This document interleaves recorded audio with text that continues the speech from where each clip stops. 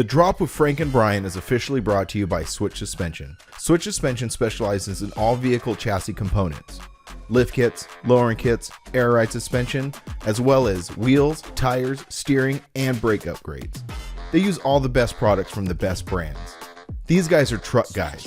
You roll into their parking lot at the shop and they all drive custom vehicles and they use the products they sell on their own rides. So if you guys are looking for specialty parts, whether you're just starting out or you just need some replacement parts, give them a call or visit their website, switchsuspension.com. We hope you enjoy this episode of The Drop. If you like these podcasts and all the other content we create, head on over to our website and purchase some apparel. Our websites are thegoodlife.com and livelifecustom.com. We really appreciate it. Now on to the episode. Got out the shower, went for it. Yeah, that's all right, man. I'm telling you. We going? We're good? going. All right. Welcome to this week's episode. We're back to guest episodes this week. And we have been waiting for this moment for a very long time. We contemplated on putting this on a Patreon only because we don't know where this is going to go. Yeah, But we're almost sitting anywhere. here with Brett Oaks, Severed Ties, the infamous Brett Oh, Oaks. come on now. So I don't know how much you prepared for this, but I did not really prepare for this. I mean, to the point, kind of. Prepared I feel is like- we're just gonna let it fly. Yeah, I'm let gonna it tell go. you what though. I've been trying to get on the Oil and Whiskey podcast, and they called me and wanted me to come out today, and I'm like, nah. You got the drop. I can't fucking do it. I'm going to do Frank and Brian the drop.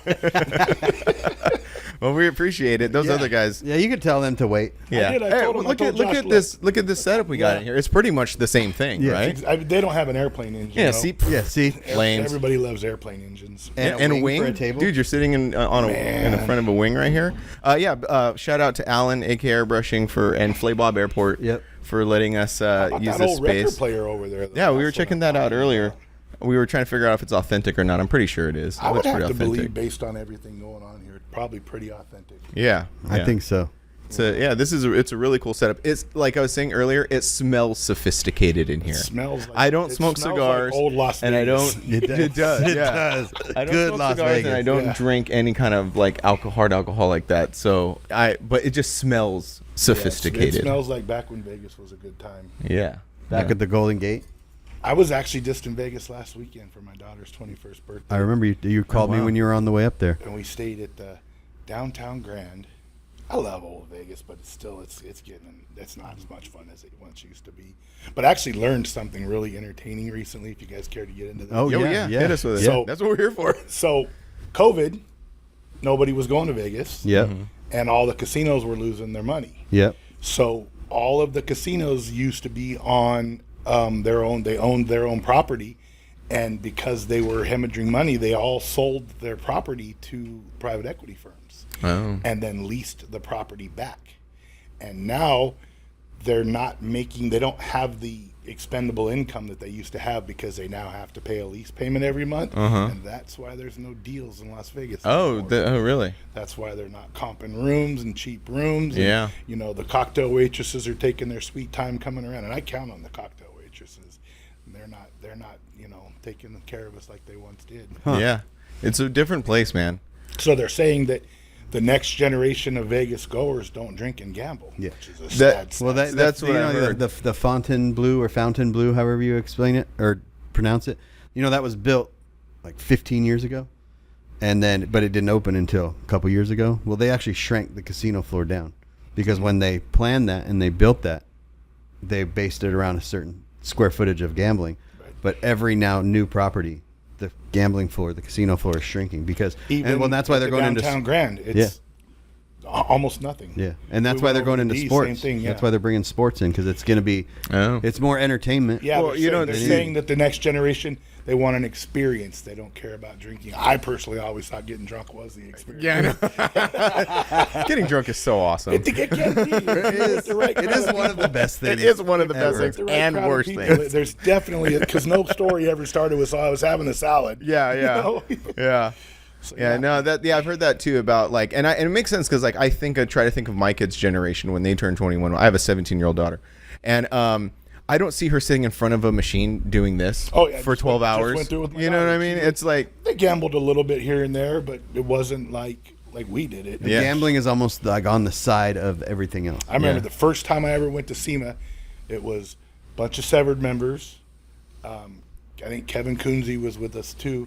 We stayed 9 dudes in a $40 room Oh, yeah. for a week long at the Circus. We never let housekeeping come in I could once. smell that room That right room was now. foul. It was foul. We did that at the D. Yeah. We did 4 dudes, and my buddy Cody was like, I don't want housekeeping to come in here because they'll steal my stuff. And I'm like, At that age, you probably didn't have nothing worth stealing. this is Some nice underwear. this is actually kind of recently. Not man. recently, but like 2015-ish. yeah, so about over 10 years ago. I don't ever let housekeeping come. I remember last year I was at SEMA and I was at the downtown Grand. Actually, this year we stayed in the Galleries Tower.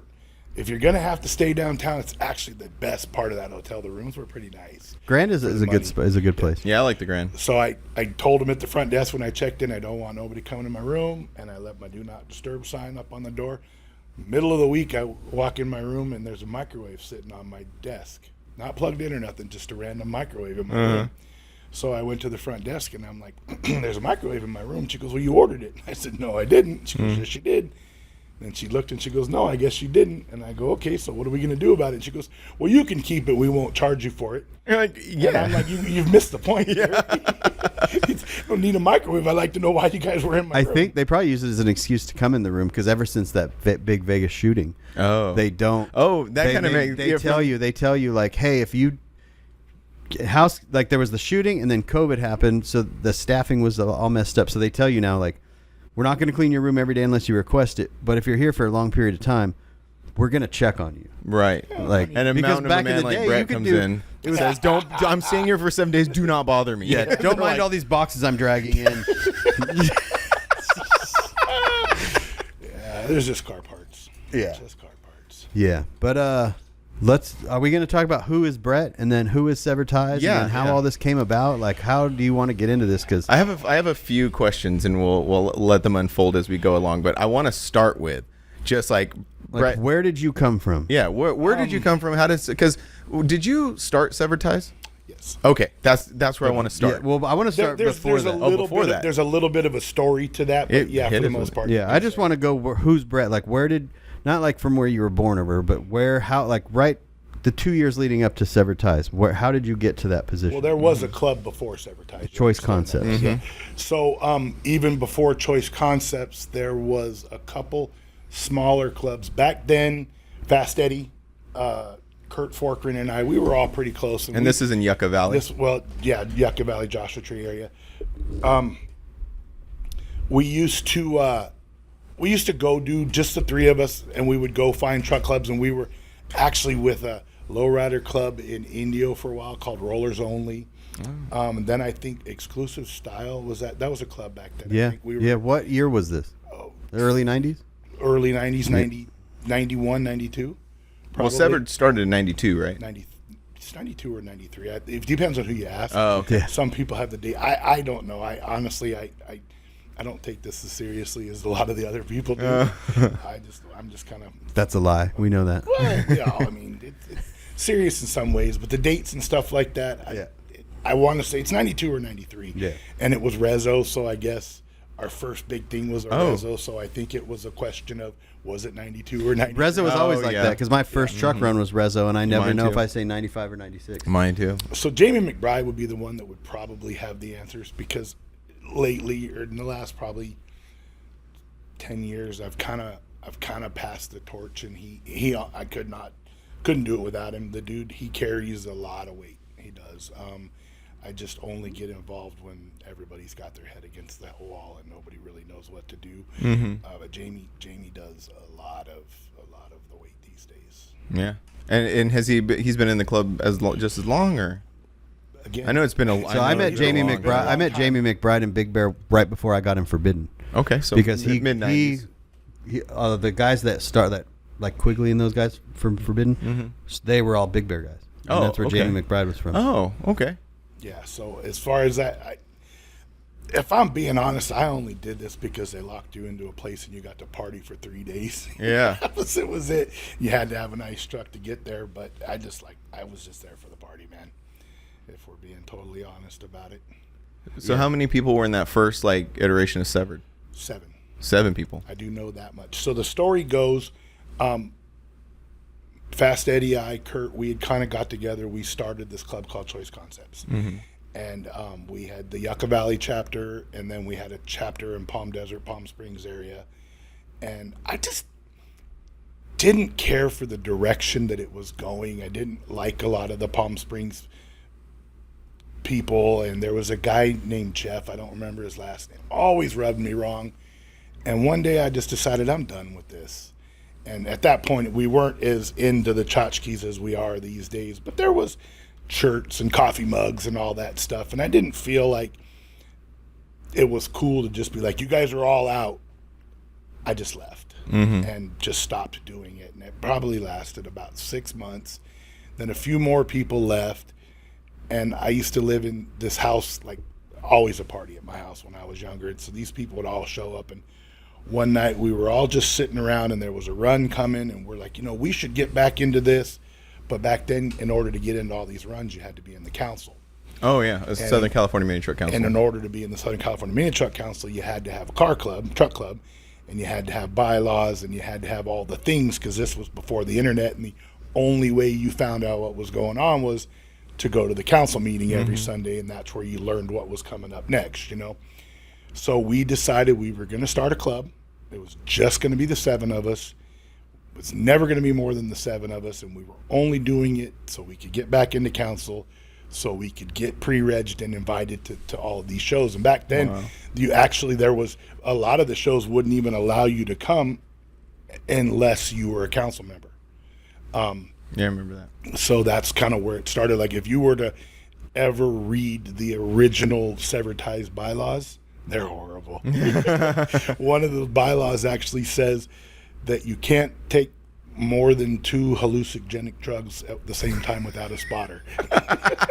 Without a buddy. And that was one of the official. Were these just handwritten on a piece of paper, or did you actually? I think we hand wrote them that night. But so the strangest thing, and I've told this story to some people, the name Severed Ties actually came from the fact that the first 7 members had all severed our ties from Choice Concepts. Yeah. Everybody, well, what does that mean? What does that mean? And everybody runs off in their own ideology of what it means, but that's what it actually came from. That we just picked the name. I think Mike Donahue actually came up with the name, and we picked it, and it just kind of stuck. And so at that point, we had a chapter of Choice Concepts in Phoenix, and that was Kurt, because Kurt lived in the high desert, moved to Phoenix to go to, I think, UTI or one of the ones out there, and then never came back. So he started a chapter, and at that point, there were almost 40 members in Phoenix, and a third of that out this way. And once we decided to do it, I called Kurt, and I'm like, this is what we're doing. You're welcome if you'd like. If you don't want, I understand, no problem. And then the next day he called me, and he's like, whole chapter scraped their logos. Whose idea was it to take? Because from my perspective, because that's sort of like how I want to say this, just because I came from a very small club from the other side of the desert, so all of this was so grand to me. And so, is it true that the Severed Ties Diamond comes from just completing the other half of the Choice Concepts? Because that's the lore, the legend that I heard. The whole thing came from. So back then we had Fast Eddie, and he designed the Choice. Fast Eddie, couldn't hardly get about 7 words out of the dude at any given one time, but Jesus, he was a beast when it came to creativity. And I can't tell you how many times I've sat, and he lived with his grandparents, and he used to paint our logos in his bedroom. Unless they wouldn't come out of the car, then he would paint them in the garage. But he would just sit in his bedroom and watch the Headbangers Ball and paint logos. And That's awesome. God, I don't think we paid more than $180 for logos back then. But they were all he hand drew them and then made a stencil. And the whole thing was, Eddie, make us a logo. There was no forethought into it other than Eddie, make us a logo, and that's what he came up with. So the whole script severed, block ties with the diamond. That was all and that has created a huge problem for us over the years. For one, the logo has so much depth that it can't be done in one dimension. Oh, I see. Right. So, and everybody has a buddy who has a machine that can cut a something or other. And I actually went through this a while back where I ended up trademarking the club logo because everybody has a friend, and then they take the file and they send it to their buddy, and he tweaks it a little bit for his machine, and then that file gets shared with somebody else who tweaks it a little bit for his machine, and before you knew it, I had, because every time anybody makes anything, they generally send me one.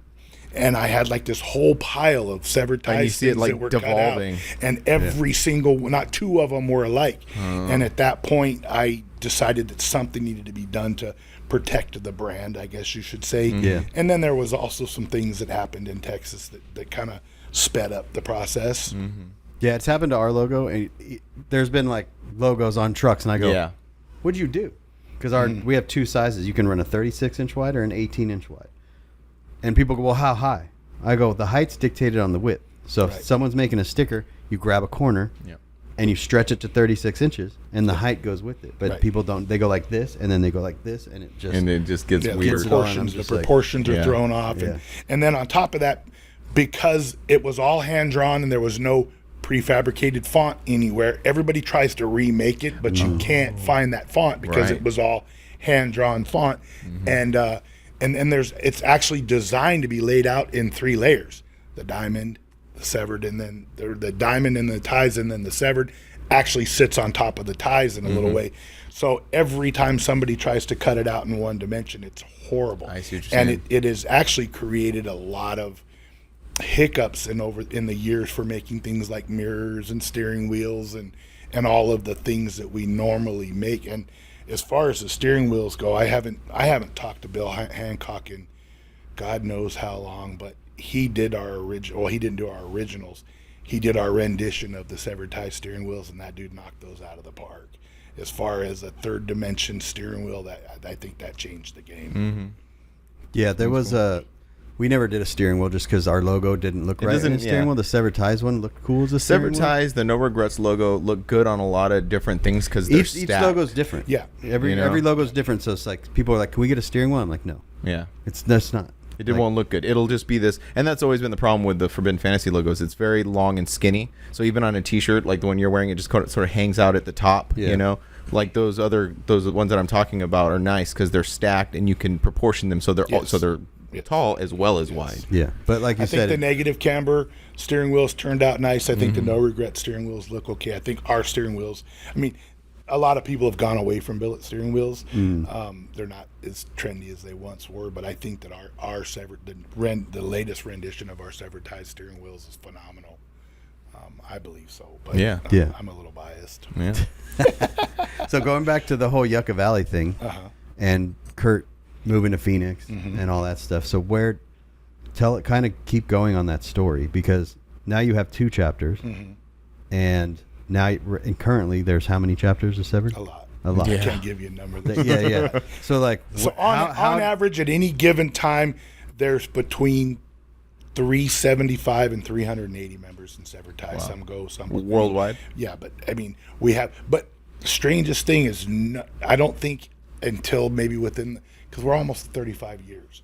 Maybe in about the last 10 years or so, people have actually reached out wanting to know about starting a chapter. Before that, every chapter was somebody that left another chapter. Oh, yeah. That's really nice. Yeah, like you moved somewhere, and honestly, a lot of the wanting chapters came from Mike Alexander, because he went to a lot of shows and wanted to hang out, and a lot of people, Mike's here, and blah blah blah blah. So he actually brought that forward. But up until that point in time, every single chapter was started by somebody who moved to another location. Yeah, that's like the best way to start a chapter. In my the most opinion. organic way. We don't have very many chapters in our club at all, and we didn't. Some of them were from people that moved, and then that moved from that chapter and that, and the traveling thing is interesting because that happened with Ernie. Once he started traveling, that's when No Regrets kind of blew up. And then even us, when we go places now, I get hit up all the time for chapters. And it's like, it's kind of a tough thing to deal with, because I live my life by this rule, and I tell it to a lot of people. I never visit anybody for more than 3 days, because everybody can be the best version of themselves for 3 days. Oh yeah, By yeah. day 4, you start seeing the cracks. The mortgage might be behind. The relationship isn't amazing. The Yeah. car's about to get whatever the problem is.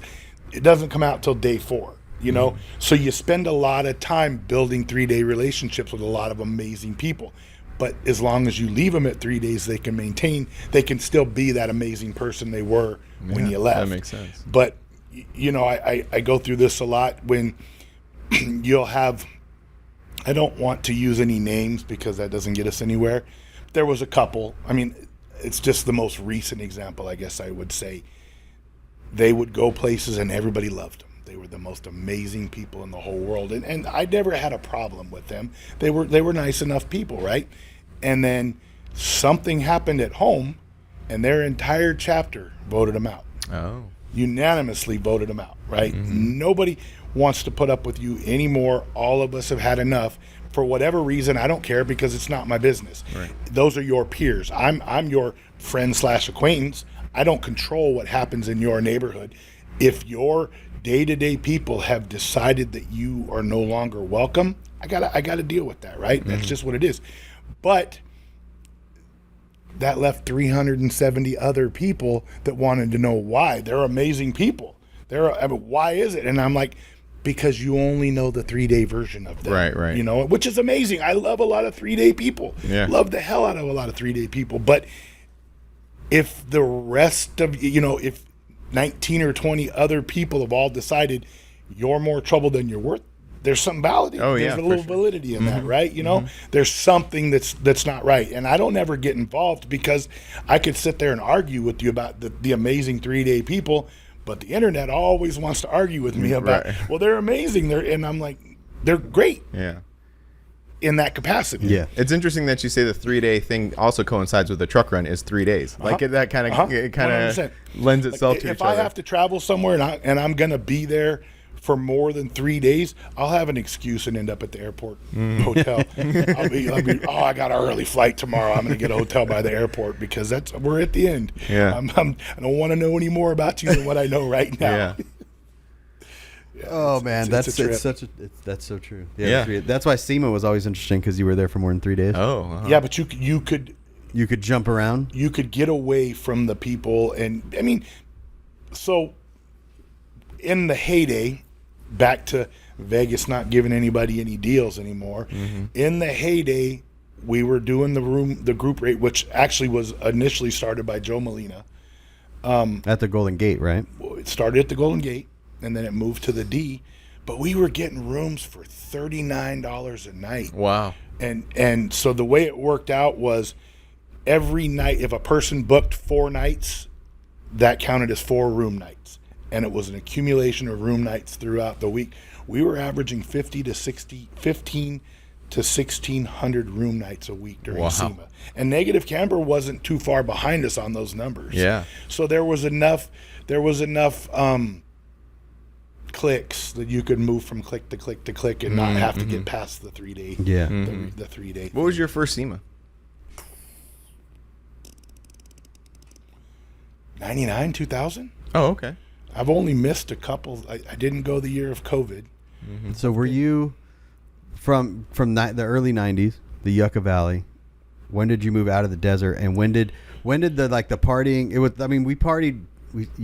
People still party in some sort of capacity, but like the early days were like the truck runs, and then the truck runs kind of fiddled away, and then it was like SEMA, and then these more like hotel parties and stuff like that. But like, when did you like go from the desert stuff to like SEMA and getting more involved in the actual industry of the vehicles? So in the 90s, early 90s, probably late 80s, I lived in Vegas for a short period of time. Went to SEMA then. I worked in the automotive industry. I worked at a shop out there. Went to SEMA then, and then would go every now and then. So I guess I was wrong when I said my first SEMA, right? I just didn't car club SEMA. It was just Right. just a mechanic guy going to SEMA. I remember I walked around SEMA, and they used to have all the booths and had the chicks there signing posters. And I came back from a day at SEMA with 4 big plastic bags full of autographed posters, and I'm like, oh my god, the SEMA's great. And now the last thing you'll ever find is me standing in line for an autograph. Yeah. Anything. So I think in the beginning it was just a bunch of dudes, and we were going to Vegas to get drunk. And oddly enough, I don't think I've ever actually applied for a ticket to SEMA. You just got somebody's pass. Somebody's always just given me a pass. Yeah. In the 20-some years of doing it every year. I know a lot, and I'm fortunate enough that I know a lot of people that have booths that will get me an exhibitor's badge, which allows you in early and out late. So I like to go in on Monday before everybody's really got anything going on and kind of walk around and see the things that Monday's I a see. fun day to be at SEMA. It's a great day to be at SEMA, in my opinion. I would do Monday at SEMA over any other day, any given time if I could. Yeah. SEMA's changed so much. I just saw the SEMA Fest where it's 311 and Jimmy I Eat saw World that. and Oh, their what is concert. that? Well, that was last year, wasn't it? No, this year. The SEMA. They did something last year. The same thing. Yeah. Friday now is like open to the public. You could buy a ticket, and I listened to the guy from SEMA talk about this on a podcast, and it had made sense from his perspective. Yeah, I've listened to the same podcast. The way the world is changing as far as like direct to consumer and it's one of those things where they have to change or they're going to go away. But I also think that I don't want to get too deep into this kind of stuff because I'm not really involved in this kind of stuff. I think it's hard to justify the SEMA money with social media now. Like a booth cost and everything like that. Yeah. I think it's very hard. It is neat that you can bring, because all your suppliers are going to be there, all your good customers are going to be there. But to me, that's more of a just getting them out for a dinner at night more than anything that they're going to learn being in your booth. You know what I'm saying? Yeah, you almost don't need the booth. You could just go to Vegas and do I think that a lot of smaller companies have transitioned to, just sending guys out to shows like Dino's and Triple Crown of Rotting and things like that, where they can send their guys out and they know they're going to be able to catch 10 or 15 of their top people there, and they can take them out to a nice dinner. And So I realize that SEMA is looking for other ways to create revenue and keep everything relevant, because social media, and then COVID made social COVID media. was like a proof of concept. Yes, 100%. That you don't need SEMA. 100%. COVID, that's a whole other story. And stuff. Yeah, 100%. COVID showed everybody that social media is doing its thing, and if you get the right people, you can get a lot more reach. Yeah, I hate social media, but I like social media. But That's the way with social media. How a lot of people feel nowadays. yeah. Going back to I keep going back because we keep kind of But I'm like, No, that's fine. and that's the way that this is going to be, because it's just too many that's what I things. do when I'm going to go on the oil and whiskey. I'm going to stay straight and narrow so they don't get the good stuff out of me. Oh, that's what we want. They probably don't even. I'm not too familiar with those dudes. Are they like mini trucker dudes or The Roadster Shop guys. They have some mini truck back there. They're from the 90s base era, which really, really excites me. Like the sport truck era type thing? No, Okay. no mini truck stuff. Mini truck? They talk about Battle in Bama, or they talk about the Nopi Truck Nationals. Nopi Truck Nationals, all yeah. of that kind of stuff. But they still are interested in some mini truck stuff. Oh, cool. But yeah, they worked stereo shops back when Luke Skywalker. Bass. Yeah. So going to the SEMA, like what was always interesting to me, because I started going to SEMA and it was pretty much just me. My club didn't really go to SEMA, so I was like, I hung out with all of you guys, and then started going to the Wednesday night Negative Camber Hard Rock thing. And then that turned into like and it kind of got diluted and kind of changed it all. But like, I remember back in the day, like it was really only Negative Camber and Severed I Ties. think I have a picture floating around. I don't take a lot of pictures. And as I thought I was just going to store all those cool memories up here as I'm getting a little older. You're like, They're getting a little dodgy. fuzzy. Yeah. I have a picture of, and I want to say it was 2002 or 2003, we were given Mini Truckin' Magazine Club of the Year, and this big, humongous billet Mini Truckin' logo that we got, and there's a picture of us all accepting the award at that time. But I think it was 2002, 2000, but I think that was probably the one year that I took SEMA seriously. Like normally it's just a reason to go to Vegas and party and do dumb shit. You want a water? At some point, but I'm good for right now. Here, why don't you slide that over for when you're ready? Okay, There you go. Mike will take care of me. Oh, your bodyguard? I brought Mike over to be my bodyguard, assistant. But so we keep going back to the times back in the desert, the times of Severed Ties kind of in its infancy and where it was going. Mm-hmm. I'm curious to where. So let me tell you Severed Ties from my perspective. Okay. I'm 43, so I got into the scene in 2001. When I got into the scene, I was a part of a tiny little club. I was from the other side of the desert. I'm from like Apple Valley, Victorville, Hesperia area. So I'm from the other side of the desert. Small club. To me, Severed Ties was this monolith of a club. It was this giant thing full of dudes. I remember very, very vividly my old club. We went to Rezo for the first time, and we're like kicking around. They're like, "Do not go over there. They will, excuse my language. They will fuck your girl and drink all your beer."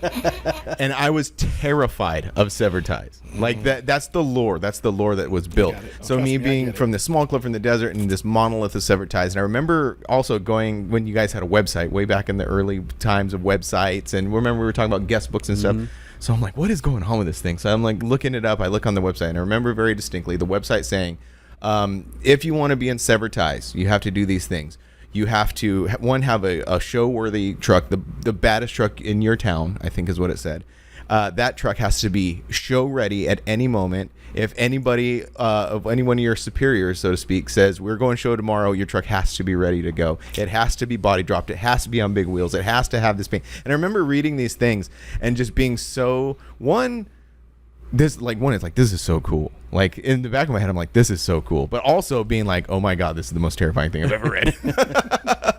So like, take me through that. Like, how does Severed Ties go from this like just like this offshoot of this club in this tiny little desert town to being the monolith that it was? Visions of grandeur, I guess. Yeah. Like for example, I'll take what you're talking about and we'll just break it down a little bit. At that given point in time, you know what I drove?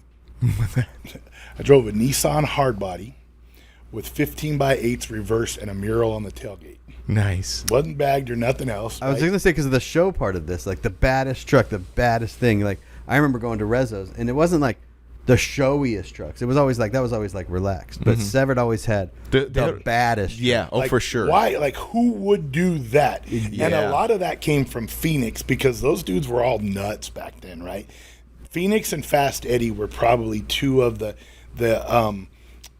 trendsetters, I guess, or the cutting edge dudes. Like Fast Eddie had this hard body, and I bet you it went through about 12 renditions. At one point, it was at a Rezo, and he put gull-wing doors on it, but he just put hinges across the top, so they just brought up, and he bagged it himself in his garage. He was an amazing dude. He bagged it himself in his garage like a savant, like just the things that went through his head. But it was so low that it had Elite Vipers on it, and it was at a show, and it was primered, and it had like 4 15s and 8 10s in the bed and all this shit, right? And it was so low that it was sitting on the ground with blocks under the tires to get the tires farther off the ground to show how low the truck could go. Yeah. But that was the exception, not the rule. You know what I'm saying? Okay. For on average, back in those days, we would have 110, 120 vehicles at the show. Maybe 20 of them would actually go show. And of those 20, they were upper. But I mean, again, you look at our stuff in that era and look at like Relaxed Atmosphere. Way different. Their stuff, very small club, but their stuff was very well refined. Our stuff all looked cool from across the way. A lot of them were pretty rough if you got up close, but we were young, dumb kids that just cut a bunch of shit apart and didn't think twice about it. And that comes from having just like no fear, Yeah. and overly confident, and also just like not a care. Like you're doing it, like you said, Yeah. you're going to party. Dude, we were buying $12,000 trucks, right? My Nissan Hardbody bought it brand new, was $12,800. Wow. So $200 a month. I mean, granted, back then $200 a month was different than $200 a month now, right? But you didn't have a lot vested in this thing, right? It is what it is. If you bought an old truck, you could pick them up for a couple $1,000s. I remember there was these two dudes. I think Rick Johnson was his name, and I don't remember what his buddy's name was. We used to call him Shitty and Dingy because they were both always dirty, always dirty. Are these for desert folks? They were Phoenix folks. Phoenix Oh. folks. Okay. And they drove the two of them would go to every show in a beat up mini truck with hydraulics. And it was always a different beat up mini truck with hydraulics. Everywhere we would caravan, they would break down. Every single time we would sit on the side of the road, they'd be under there, get out hydraulic oil all over. Okay, let's go. They just get in the truck and then not shower for the whole rest of the weekend. So we nicknamed them Shitty and Dingy. That's funny. Yeah, it always just came from that, like, no fear of cutting the truck up. 100%. no- And the other thing that nobody really puts into perspective, I guess, cover trucks, right? We had a lot of cover trucks, right? But cover trucks, even back then, got a little touch-ups in the art department. Oh, right? huh. But the thing that nobody really thought about is back then, let's just say there were 7 magazines, right? So 7 magazines had 12 covers a year. So what's 80, 90 some covers a year, right? Our club was always where the party was at. So the editors would all hang out with us because that's where the party was at. And then come Monday morning, they were all tore back, hung over, and they had to shoot some trucks or they wouldn't. And they would be these in were trouble, right there. They're right here. I'll take that one, and that one, and that one. Meet me over here, and they become cover trucks. Even like my F-150, and for our 15-year anniversary, Jeremy Cook got a hold of me, and he wanted to do a 15-year write-up in Street Trucks magazine. And he wanted my truck and a truck that Kurt had been working on the cover. Which truck was your truck at this time? The F-150. The F-150. So this was a quad cab F-150 quad- that you put a regular bed on. Yeah, I cut it in half and stretched it and put a regular. That's bed the on most like what I associate you with a vehicle. it. Generally, yes. But that truck had been done. So Courtney shot that truck right when it was done, and it was supposed to run in. It might have been trucking, might have been something else, but no, it wasn't trucking because I think. Was it that 10 trucks? Wasn't he involved in 10 trucks or something Yeah, what like was that? what was the truck magazine from 10 Trucks? I don't know. That was a very short period of time, but it was like Yeah, whatever the story was, the magazine ended up folding before the truck ever ran. But it had been shot, just never ran, right? And then Jeremy wanted to shoot it, but at that point, so when we painted that truck, we used the wrong clear, and it was a single stage, or it was a 2-stage candy, and it faded really, really bad. It faded so bad that you could actually see the base through some of the areas on the candy, right? And it had been that way for quite some time when Jeremy shot it. So I didn't think it was a cover truck worthy at that point. Just a little fix here, a little fix there. Escalade, or the Avalanche EXT Escalade thing that was on the cover as well. That was something that Kurt did. And if I'm not mistaken, I think it had been keyed on one side when we did the photo shoot. So I think that a lot of times these cover trucks and feature trucks are political. I think. Oh, yeah. You know, so that played into our hand a lot. Oh, I see. And then so a lot of people don't understand this part of things, but there's a lot of talk about the severed ties and negative camber brotherhood, right? Mm-hmm. Nobody knows where it came from. Yeah, where did this come from? I'm going to tell you All right. exactly where it came from. This is the kind of stuff that Used to- I know. River runs were the hot ticket, right? Yes. Hot ticket. We literally used to send people from Yucca Valley out to Parker on Tuesday mornings. And they would go into the park. They would sleep on the picnic benches until they were allowed to rope off area for us to get there so we could get the prime spots right on the strip, right? Right on the cruise strip. And every year, because at this point in time, Kane Morris and Kurt lived together. And Kane Morris is infamous for Hack Shack, right? Hack Shack, Oh, and okay. he was a negative camber, Yeah. right? So Kane Morris and Kurt lived together.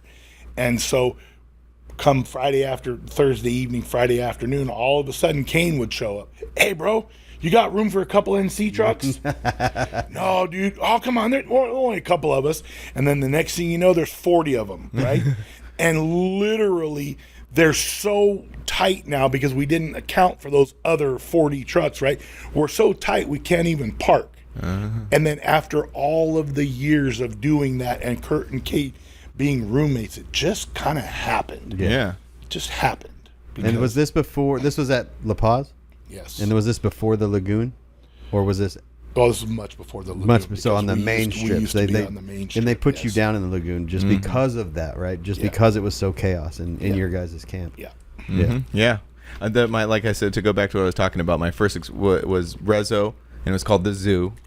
That was like 2001. And then I remember the lagoon at a West Coast, I think, and we're cruising around. We cruised by, and again, like a little intimidated. I cruised through Severed's camp, and sure enough, I roll through, and some dude's like, what do you want? And I'm like, nothing. Yeah. Goodbye. So I was I was never so I first got into this whole mini trucking thing in '95.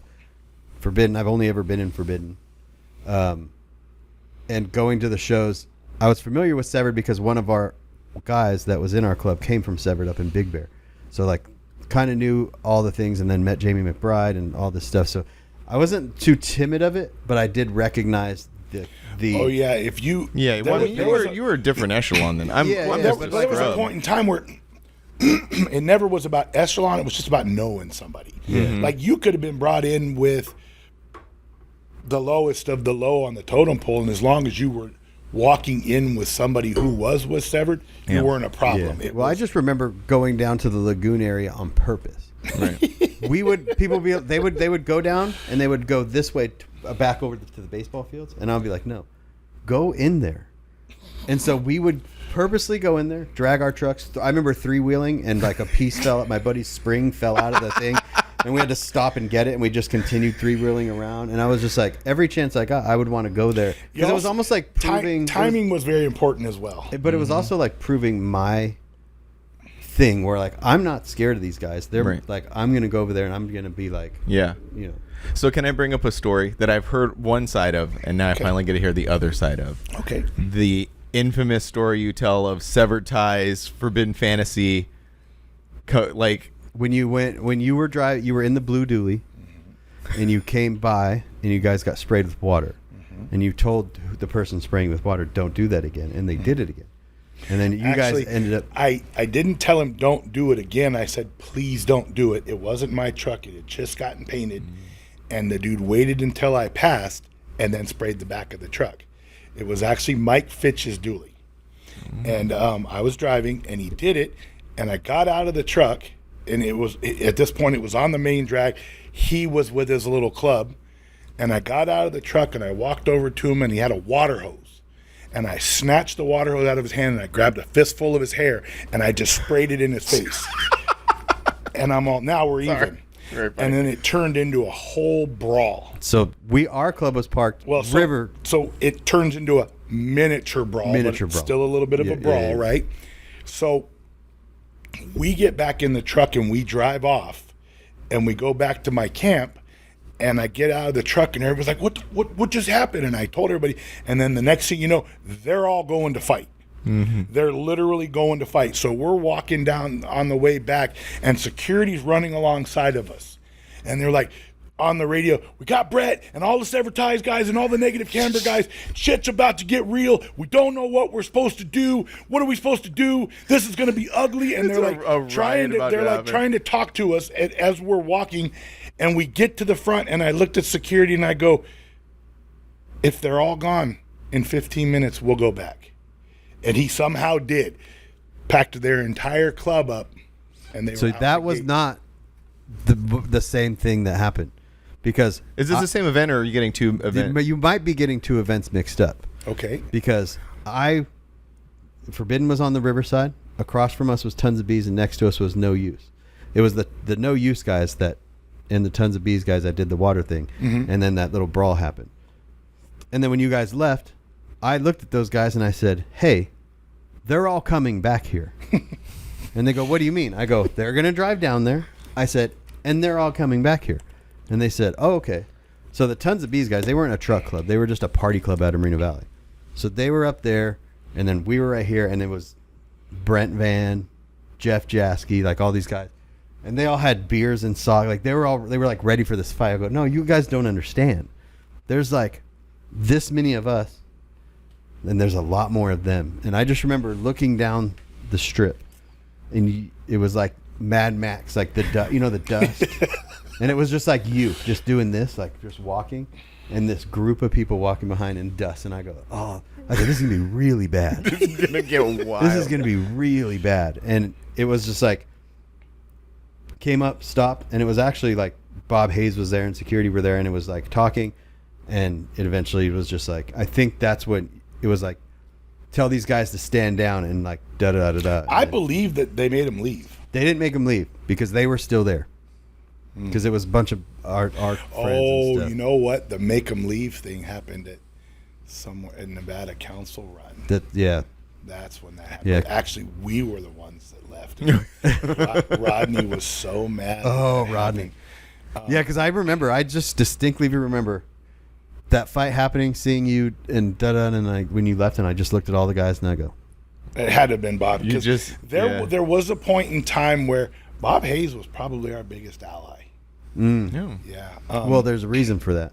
He liked your guys' money. I'm sure that didn't hurt, but No, I know. So when we got kicked out of council, Bob Hayes was the reason that, I mean, not necessarily because we had a 1 year we were allowed to come back, but so the way it went down was Rezo that year fell. What year within- was this? Fuck, I don't know. Like 2000. There was a point where you couldn't come back to the river run, and you guys did your own river That run. was such a bad idea. Because I remember getting to Four Corners and like pulling off, and there was some severed guys, and I was like, I thought So- you guys weren't allowed to go. They're like, we're doing our own thing. So that river run that year was actually at Havasu Landing that year. Oh, across the.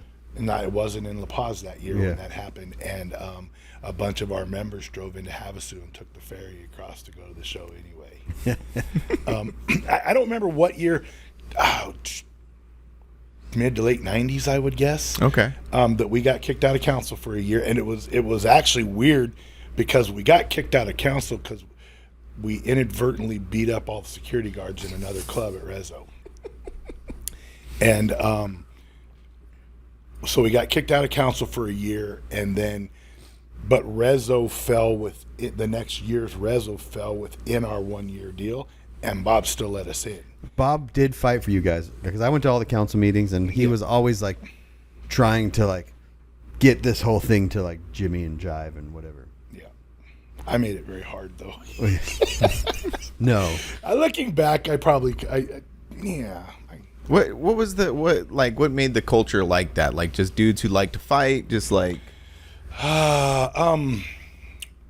Honestly, you want to get real deep for just a minute? yeah, sure, hit me with it. I think that a lot of this entire industry or scene revolves around validation. Oh yeah, yeah, Okay, 100%. And people that are seeking validation generally have a lot of pent up shit going on, and so. And a lot of times when you're with 200 of your closest friends or 300 of your closest friends, it's a lot easier to let some of that shit out than it is when you're with 3 or 4 of your closest friends, right? Yeah. And then you add the alcohol to the top of it, and I think that we just were like, fuck it, we're having fun. It doesn't Yeah. matter. We're going to do what we want to do. Nobody's going to stop us. Looking back, I think it was honestly destructive to a lot of people over the years. I of mean, our car club. yeah, in the general sense, but it was just fun. became well, Don't and get it me wrong. became such, and don't take this the wrong way. It kind of became ingrained in the culture of severed ties. Because I mean, you guys even had a T-shirt that said "Talk shit, get hit," like that. It just felt like that became. So, with all due respect, you come back and you tell me that you had this vision of what severed ties was, Yeah. right? I think some of the lessers preyed on that idea. You know what I'm saying? The lessers within the club. Yes. Oh, the I people see. that weren't like Big Timmy's the one that did all the shirts. I don't think I've ever seen Big Timmy get in a fight one, but he made a shirt that said "Talk shit, get hit." Right. So, I think marketing played into that a little bit. You know what I'm saying? Some things like that. I think that. Yeah. I think that a lot of people tuned in on other people's perceptions and just Really rolled with it. Made it a bigger deal than it needed to be. Because I mean, like, I don't know you very well, but we've always been cordial. You seem like a nice enough guy, and I feel like maybe I'm easier to get along with now than I was then. But on a one-on-one basis, I think we would have got along just fine back Yeah. then. Oh like we yeah. do Yeah. now, But you know? you're right. That's what it is. It's like this. Because don't forget, like a lot of this stuff is like you're saying pre-internet. So a lot of this stuff is word of mouth, lore, legend. This happened. You know what I mean? So it just naturally builds this like thing. You know? Yeah. And then there was bravado, right? So you go to a truck club, I tell people this all the time. I got into this scene because I used to like to drink, fight, and hook up with chicks, right? That was what I loved when I was young, right? And I realized if you had a truck, you got to get in, more drinking, more fighting, more chicks, right? When you got in a truck club, you got even more drinking, more fighting, and even more chicks, right? You got the biggest truck club, and all of a sudden you got all the drinking, all the fighting, all the chicks. Yeah. And 95% of the dumb things I've done in my life has been pursuit of one of those three things. None of which have made me happy or rich. And that's what I was going to say. The whole thing, like you said, where does this culture come from? That's where that culture comes it makes perfect sense. is like that pursuit of that bravado. of that. Yeah. And all it was. And I grew up in a town where, I'm a big dude, right? It's no secret. I'm generally the biggest guy in the room, right? I grew up next to a military base. Oh. So every weekend there was a bunch of dudes fresh out of boot camp that had a chip on their shoulder. They were going to go to the bar. They were going to find the biggest dude, and they were going to show everybody how tough they were. I was always the biggest dude in the bar. So for the first, maybe 3 or 4 years of my bar career, I tried to be a nice guy and talk my way out of it, and I always ended up getting sucker punched. So then I just changed my attitude one day, and as soon as they started talking, I started swinging, and it just, again, looking back, I probably could handle a lot of these things a little bit differently. Yeah. No, for body's sure. paying for it really bad right now. Now the other end. Got a lot of good stories. So. Yeah. Yeah, that whole river run thing, it's crazy how it's gone now. You know what I mean? Like those were like I don't want to say like the best times of my life. No, you could say that because when I came into the scene in early 2000s, it was always talking about the lore, river runs, the river runs of the 90s. Those were the craziest, and we had river runs too, but we always heard about the crazy ones. Yeah. So in that same regard, right? Let's go back to the Mini Truck Hall of Fame. The first year that it became a thing, I was probably nominated 5 or 6 because all that was on the internet at that point. I would say 5 or 6 different people suggested me as a nomination for the first year, right? And I made a post and I said, look, I consider myself to be like the A-Rod of mini trucking, right? Long before I'm ever a thing, I want to know about the Babe Ruths of mini trucking. Oh, I see. I want to know about the people that made me want to do what I wanted to do. Let's build up to where we're at, and that's not how it worked out. But there were a lot.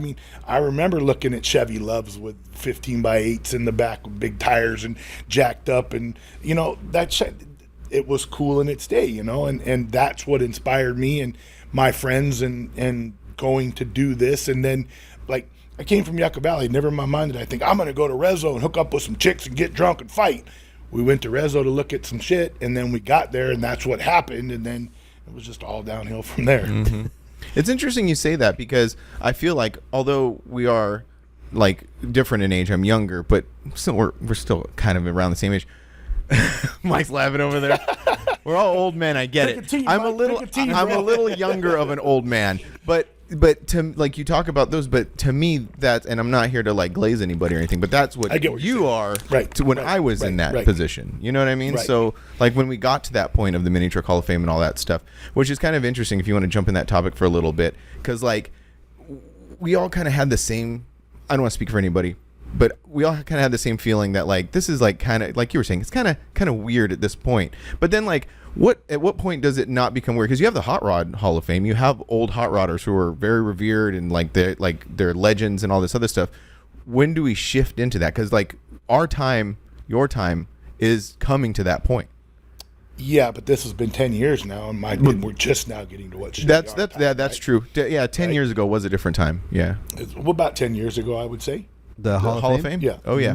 Was it? A little, around about. Right about, yeah. Yeah, so, 14, 15. So let's just say Severtise is 35, will be 35 next year, right? Oh, you're 25 back then. So we'll be 35. So at that point, it was only 25 years deep, right? Right. And there were already 50-year dudes. I mean, with all due respect to everybody involved, what's Bob Hayes going on right now? What Rezo would have been 50 years this year. Mm-hmm. So, and if anybody should actually know the history, should be that dude, because if they're 50 right now, which puts them 15 years ahead of us, who was the one inspired Bob to do what Bob did? Right. Those are the people we should be talking about when we're talking about the Mini Trucking Hall of Fame, right?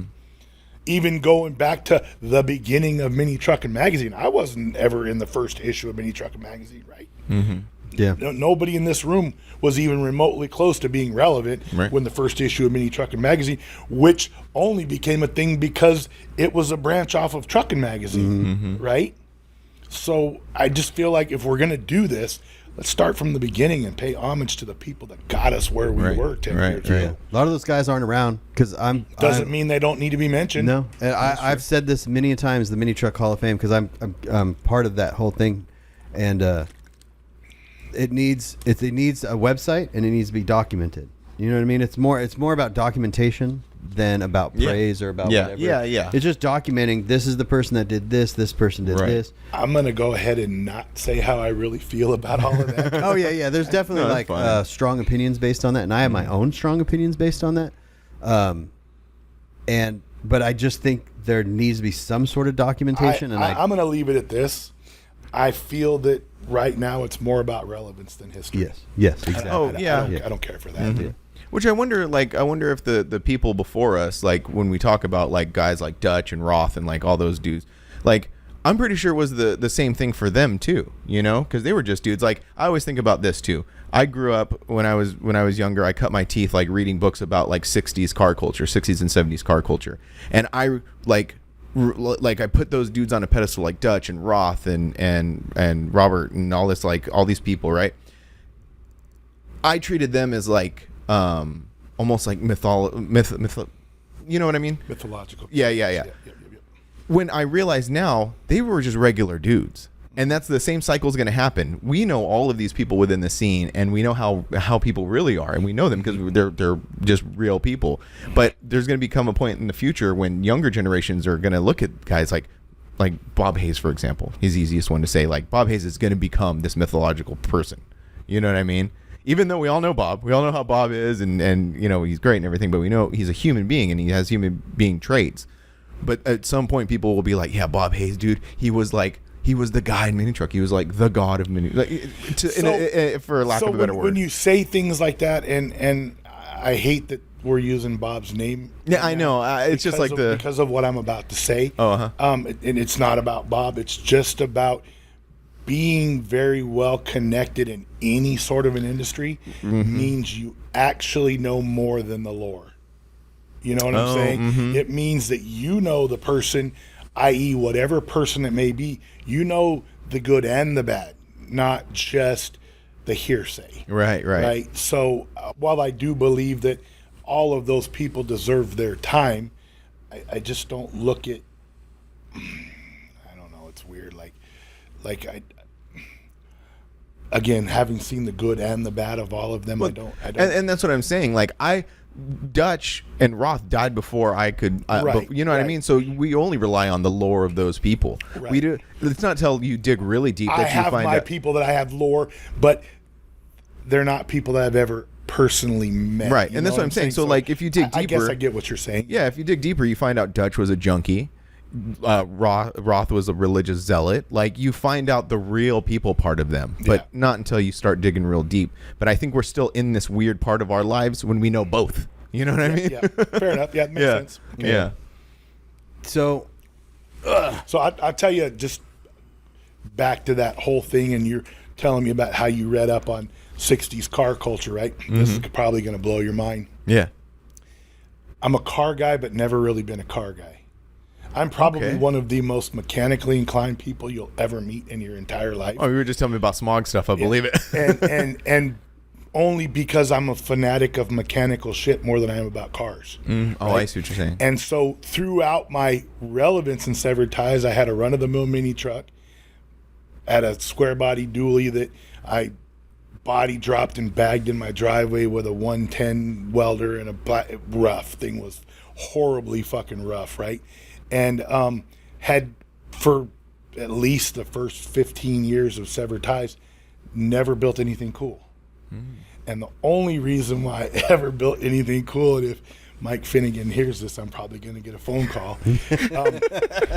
When all the drama happened with Mike Finnegan and we were all arguing on the internet, Mike Finnegan said to me that you ain't never built shit worth the fuck. You're just riding on the coattails of all the people in this club that build cool shit. And it hit home. And I took that It personally. hit home. And so the next thing I did was I went out and bought a brand new F-150 and cut it in half. That's funny.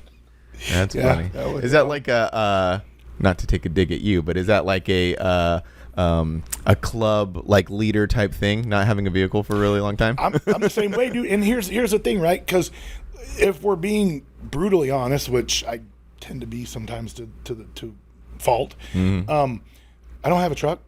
I have some shit I should probably be working on. I have a car in my garage. I have a dually that I probably should work on, right? But I'm not that into it. Yeah. But the thing is this, right? 35 years of my life. What do I do with it? Yeah. Yeah. Yeah. And the reality of it is, I've tried numerous times to set up an exit plan. I have. Just walk away kind of Just to be like, okay, I don't want to walk away, but I don't want the. Thank God for Jamie McBride, because he does keep me sane these days.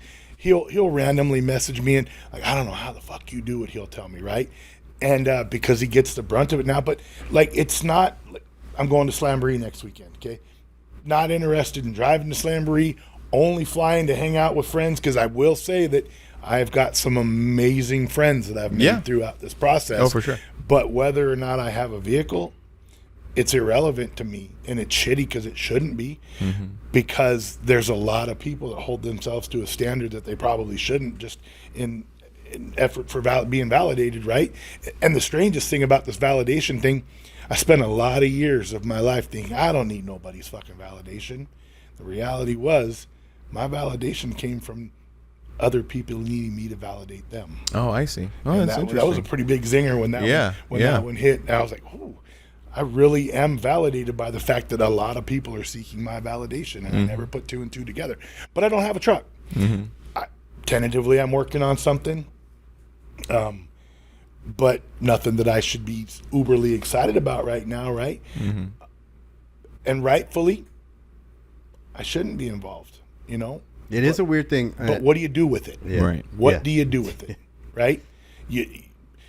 With all due respect to everybody involved, if I walked away tomorrow, maybe it'll go on forever. Maybe it'll make it 2 years. I don't know. Yeah. But what do you do with it? I put in checks and balances. I had committees of people that try to stop the stuff from making its way to the top. And I had, at one point I had like 3 dudes and a chick that I'm like, okay, look, you guys are all going to be in charge of this. So when I'm done, I can just walk away. And you offer checks and balances because you're all different people. That made it about a year. I mean, and let's be honest, right? Let's talk about Negative Camper. Yeah. Courtney and I were super close. I still have the last conversation that Courtney and I had on Facebook Messenger, on my Facebook Messenger, right? For 5 or 6 years, I slept on this couch. We went out partying every weekend. Courtney and I, Captain and I still go to Kevin Kunze's house. Like right now, I'm working on a boat in his backyard. I go there every day. Every single day, I still see these people, right? But let's look at what happened in Negative Camper after Courtney, right? Oh. So some people will say you got to take respect. Some people say you got to earn respect. But the reality is, in a situation like this, right? Courtney earned everybody's respect, and because he had, in every area, he had a dude that he was close enough that he could actually have conversation, bounce ideas, and those dudes moved forth with their area. But when Courtney died, what happened? Humongous struggle for power, right? Everybody believed they should be the dude. Right. In my personal opinion, the person that should be the dude, I don't have a dog in this fight, just how I feel about it, should have been Kevin Kunze. For no reason other than him and Courtney were roommates forever. He knew more about the workings than anybody else. Now, you've got Brian Gendro and Sal Marchese and all those dudes down there, all very respectable dudes in the club itself, but there's 200 dudes that all think their dude should be the dude. You got to click over here, our dude should be the dude. You got to click over here, our dude should be the dude. Another one over here, same thing. The problem is, no clique looks outside their clique to see who should be the dude, because Courtney ended up being the end-all, be-all voice. Yeah. I inadvertently ended up being the same dude. When shit gets bad, people keep climbing the ladder till they get to me. And then then we're back to the 3-day people, right? People want to come and talk to me about so-and-so in their chapter, and I can't have the conversation because I only know the 3-day version of them. Right. The 3-day version could be amazing. Does not mean that the rest of it isn't a mess, you know? Yeah. So what do you do with it, right? What do you do with I had a conversation. So obviously, like Ernie, No Regrets, in Forbidden Fantasy has history. Ernie was in Forbidden, gets out, starts No Regrets. Amazing club, da da da. But there was, I think, their 2nd year anniversary. They just went to the Lake Paris campground there, and it was me and Chad Lucas, and we were there. Everyone had gone to sleep, and it was just me and Chad sitting there. You were telling me this the other day. Yeah, and I said, "Where?" I said, "This was 2002 or something like that." So we're in our 20s, and I go, "Hey man, like, what's gonna happen to all of this when we're in our 40s and our 50s?" Oh wow. And now being in my 40s, I'm going, "What's gonna happen to all of this when we're in our 60s and our 70s?" Mm-hmm. How do you make this all work? Because it's a very, you have to, in order for these things to succeed, it's really difficult because each individual lives their own lives with kids and work and this. So not every individual in a club is going to have a truck all the time. And then you have new people coming in with trucks that might not understand that. And it's the balance is so crazy. And then there's the other part of that balance, right? What's cool in back in the day, what happened in California and what happened on the East Coast was a 10-year time gap. Yeah. If it was cool here, nobody gave a shit about it over here.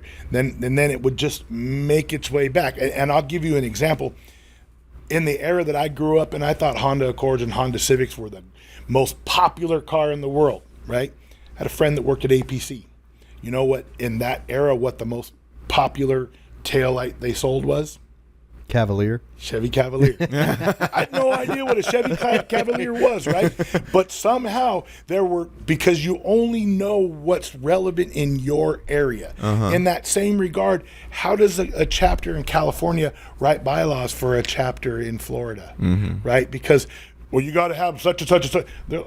I would never do that to my car. That's dumb. Yeah. Well, you can't tell those people that you have to do it and it's not dumb because in their scene, you know, at one point we were all wearing baggy jeans and then now everybody's wearing, you know, tight jeans and I'm upset that I can't buy any more baggy jeans. It's the same shit, right? Yeah, yeah. What's cool now and what's cool then and what, like, everybody grows in their own patterns and it's hard to find a balance to, you know, all the way across the United States or Japan. Again, nobody tells Makoto what he's going to do in Japan. You just rest on the fact that whatever he's doing, he's got the best interest of the club at And heart. that's what Right. comes. And that's what it comes down to is finding these representatives in these different areas that you hope they don't need to come to you with most of things, but it ends up. And then sometimes they just want to come to you because they feel closer to you.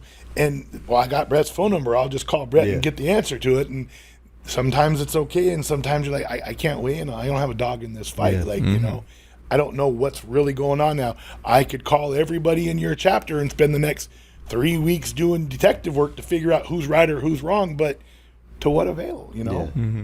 But again, what do you do with it? Yeah. what do you do with this whole thing though?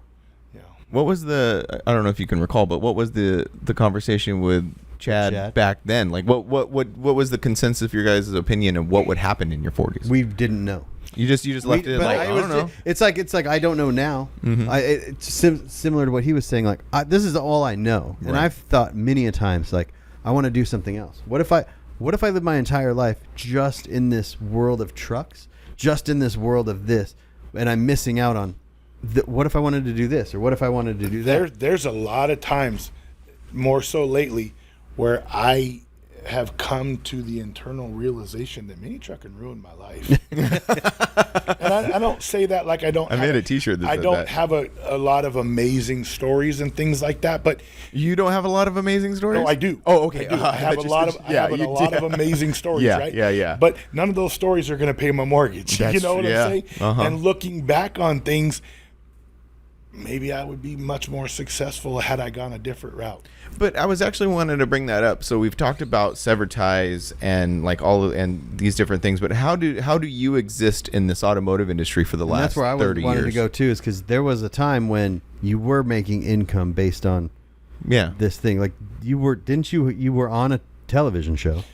Oh, that was. I mean, yeah, I was on a television show that didn't end very well. No, I know. We were, You want to mention which one? It was a pilot show. It was back in the day of Monster Garage. Remember Monster Garage? Yeah. And then Junkyard Wars. Yeah. It was basically a crossover between Junkyard Wars and Monster Garage. It was a 6-part pilot that didn't get picked up, and it's probably my fault. I thought you were involved with like West Coast Customs, because then I worked for Ryan for a while, long before the Pimp My Ride. So actually, this show and Pimp My Ride started filming at the same time. oh okay. And me and Ghetto Bob were both working for Ryan, and we both left Ryan and went to do this show. And Ryan had never told anybody that Pimp My Ride was even coming. Oh. And then there was it didn't necessarily involve me, but there was some kind of issue between Ghetto Bob and Ryan about Pimp My Ride. I don't remember exactly the whole story, but so the show we did was a 6-part pilot, and it didn't get picked up, and it could very well be my fault. it probably was your fault. Could very well be my fault. But like there was that so that was income based on this, and then and you've worked So for many. again, the only reason why I was on that show is because of Courtney.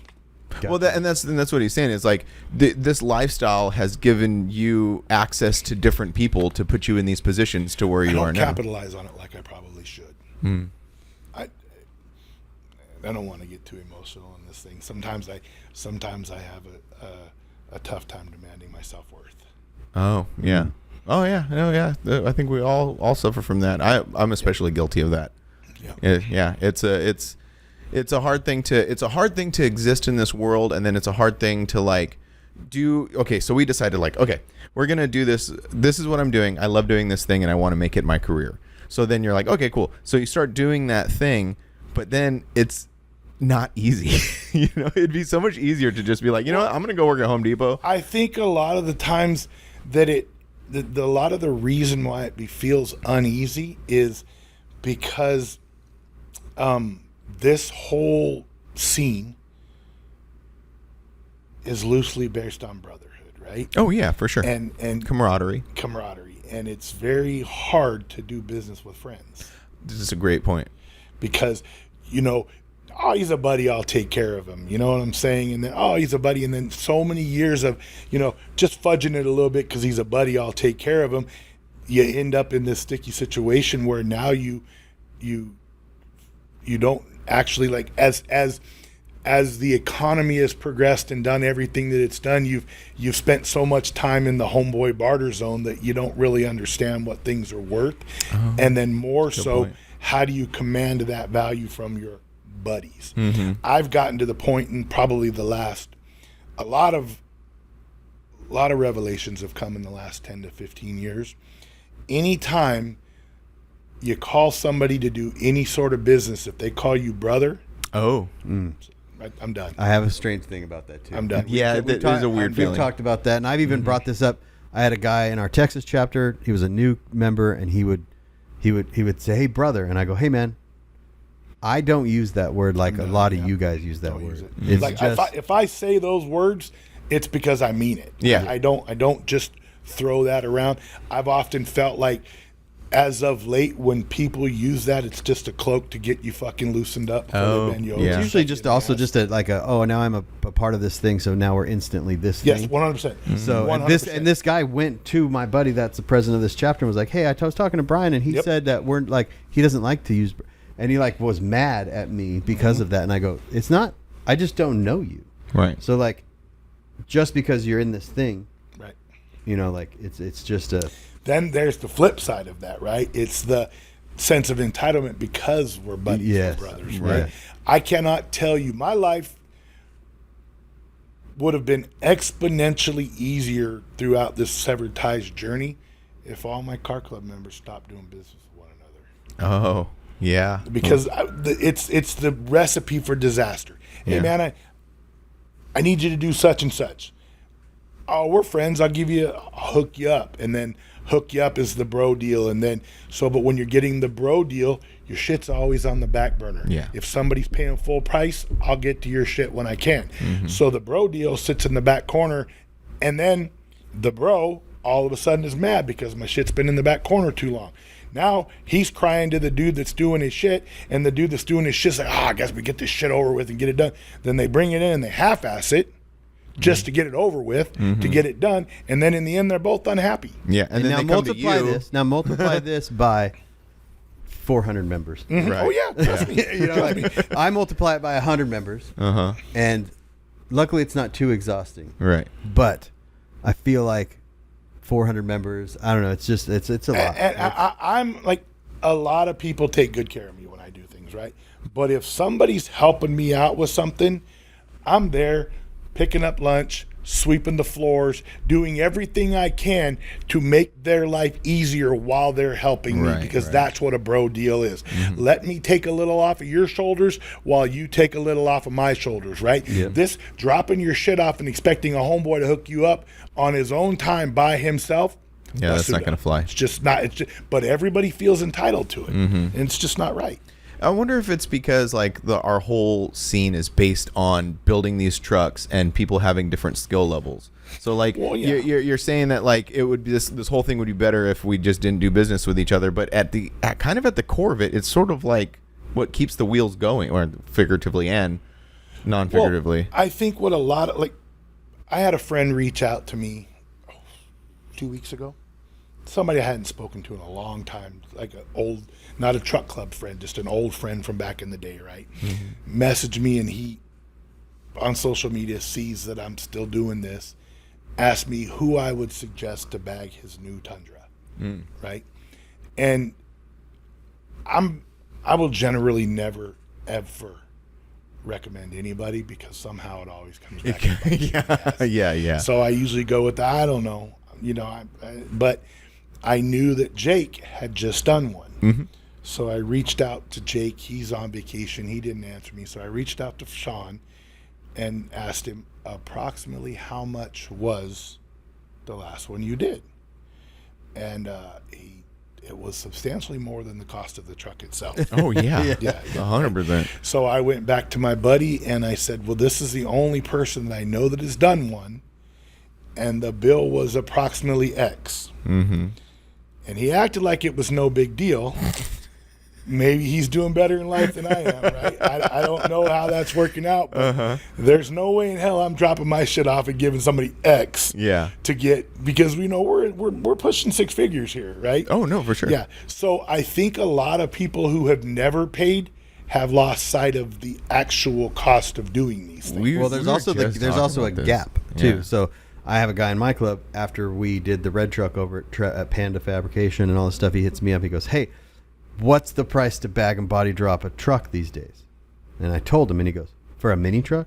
And I go, "There's no difference between a mini truck and a full-size truck and a this. And honestly, sometimes the mini truck is cheaper than the Chevy or whatever, because there's not really parts for it. They have to be made." expensive. You mean more expensive? Yeah, more expensive. Yeah. So he goes, "That's crazy." And I go, "Yeah, man, like the last time you did this was 2005. I'm all, it's completely different." And we were just talking about that with Trevor. Yeah. We were talking about the $1,000 an inch body drop. You know, like Yeah. things have changed. Things Yeah. have definitely changed. It's extra tough for me because there's not much I can't do. I literally just a couple years ago remodeled my entire house from studs, and the only thing I paid somebody to do was cut the countertops. I mean, there's nothing I can't figure out. I may not be as amazing as some of the other people, but I can get it done, make Yeah. it look okay, and make it function. So I don't think about those. Does that come from being not scared to do it, or just being cheap? Nah, he's all good question. Because they coincide with each other. Yeah, I don't think it was the not scared to do it. Obviously, it's cheap. Yeah. I have a tough time. Well, I got a touch of the OCD. I'm very meticulous about what I do. I have a tough time paying somebody to do something that I can probably do as well. If Comes not down. better. It's like food. It's like paying for $10 for a chicken sandwich, and you could Now- get it home for $1. In the grand scheme of things, I probably lose money by doing it this way because Yeah, that usually happens. because there is the learning curve, Right. The time, if your time's got any value whatsoever, there's the investment in learning how to. Like the other day, a friend of mine's air conditioning went out on their travel trailer, right?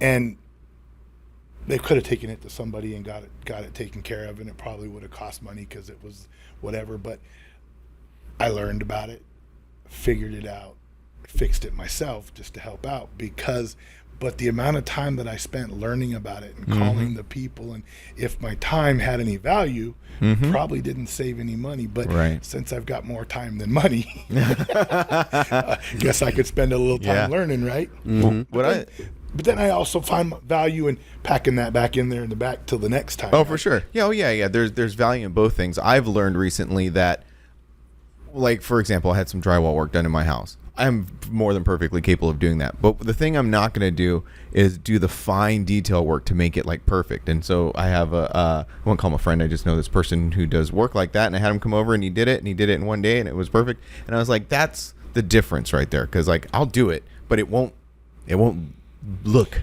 like I want it to look. Tools, you got to learn the thing. But this guy will sit there like he'll mask the floor and he masks the baseboard and he fixed the drywall, and then I'm like, I'm not going to do that. And then it's done. And then it's done. And now I can sit there, do my thing, look at Never would I make that call. Not that I don't value the people that can make that call. Never would I make that call. Yeah, it's just different things, right? Yeah, just different things. Well, we talked about that with the screen printing stuff. I'm honing my Mad Max skills. Is what I'm doing. Yeah. Right? So when the world, comes to an end, I can go ahead and just get everything taken care of. Is that when you're back up in Yucca Valley on property? And I'm probably going. I got a couple friends back east that got their own little compound going. And actually, I got this friend Lee Robinson. He's a red, and I've come to the realization that I might be a redophile. Really, what is that? A red? Ginger. Oh, okay. That's what I thought you meant, but I didn't know if that was like some sort of code for something else. We have this whole joke about when the red apocalypse comes, and that I'm going to Red Tana with him to meet the Alpha Red Danny Monteducci, and I'm allowed to be there because I'm red adjacent. Yeah, that's funny. So if the apocalypse ever comes, I'm probably going to be in Red Tana. In Montana? I don't know where Red Tana is. They haven't given you that. Yeah. Comes. Yeah. I'll probably get a call from Danny Monteducci himself telling me I'm welcome. That's awesome. Oh man. So what do you think with this whole mini trucking thing? I think we're coming full circle. We kind of talked about this with like Severtise having the baddest stuff, and then the show stuff, and then and then you not having a vehicle, and then all that good stuff. And I kind of went through the same thing, and now I have a vehicle. But we're coming to this like point in mini trucks where like resto modding a mini truck is more acceptable in truck clubs.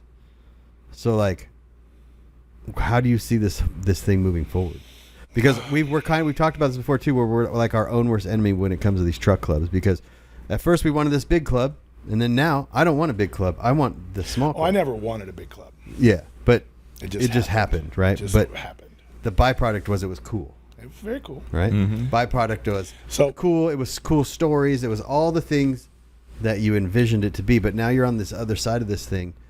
And, you know, like at least for me, I'm like, if no one ever got in our club, I would be completely fine. I think the reason why I don't share your enthusiasm for where things are headed right now. Oh, no. I'm not talking about, I don't have enthusiasm where it heads. I'm talking about just like. So I've noticed, because I listen to, not regularly, but I'll spend time listening to you guys' stuff, right? I'm seeing the fire for the Toyotas. Oh, yeah. I'm seeing the newfound fire for the Toyotas, right? I don't think I'm ever going to be in a Toyota guy, you know, just for height and fatness alone. I don't know that I'm ever going to be excited about it. And then also, I've only owned 2 mini trucks in my entire life. Yeah. Everything else has been full-size stuff, right? But I do think that's neat. I think it's neat that it's coming back. I'm like, all the NC guys down in San Diego they're all skipping my mind right now. I know them all by nicknames, but all the guys that their kids are building mini trucks, and Steve Butts and Steamy, I think we used to call him. Wilson, I can't think of his first name right now. His son built a Mazda. I dig all that. I do. It's cool. but there's not enough of them to sustain. That's this. what I was getting. So this is my whole thing. Is like there's not enough to stick. There's not enough to create the drive, the economy like we did. There's also like a different whole party scene. Like it's not. Yeah, 100%. It's But not but if like- you look back and you run this parallel to hot rodding, right? Yeah. It's all the same shit. Yeah, right? that's Yeah. exactly It's what I all the come, same shit. And now, come back do you to. think- You had the old school hot rodders whose kids wanted to build old school shit like their dad, and then you've got the people that are dropping their shit off and spending 1.2 at Kindig or 1.4 at the Roadster Shop or whatever the number may be, right? And there's not very many of the dudes that can drop the money for that. And so for every one of those, I mean, there are some dudes, but we're just stuck in this weird pattern. Well, yeah, because when I was younger and I got my mini truck, I worked at a hot rod shop and went up to and hung out with these guys, and they would make fun of me because of the truck. And I'm like, well, I can't afford to do the things you do. This is what I can afford to do. So who is the guys that can afford to do, like, where is that now? Because we put every these trucks on a pedestal where they have to be body dropped, they have to be painted, they have to be this, they have to be that. And then these kids will come around, because there is a younger crowd that does come around with these, like, not beat up trucks, you know what I mean? But they're like static dropped and they're all this. And like, we've almost shunned that whole crowd away. I just listened to you guys have that whole conversation with Tanner the other day. He's not wrong. Yeah. I've preached it for a long time. We've backed ourselves into an entitlement corner, right? Oh, We believe that you've got to be somebody special to hang out with us, and I get that to some extent. But the reality is we need to start embracing anybody that is remotely concerned about taking care of their vehicle, having pride in their vehicle, especially if they're concerned about having pride in vehicles. Because let's go back to our first mini trucks, right? I've owned a shit ton of body drop stuff in my life. My first truck was a Nissan hardbody, 15H reversed and a mural on the tailgate, right? Yeah. So, I mean, we all got to start somewhere, you know, and it's kind of weird. My daughter, she always comes to me like she was dating this dude for a while, and she would call me and she'd be like, oh, this clown did such and such and such and such. And I tried to tell her, I'm like, look, I'm very good at what I do now, but I could spend hours and hours and hours telling you about all the shit that I fucked up to get to be as good as I remember when I was younger. A buddy of mine brought his Toyota over and we took the bed off and C-notched it, and I welded this big piece of solid steel on top of the frame rails because I thought it was going to solve the problem. And the steel was too tall, and we bolted the bed down and tightened it up, and it bent the bed in the middle, and both the bed sides went like this. I mean, there's a lot of those stories to come long before I ever.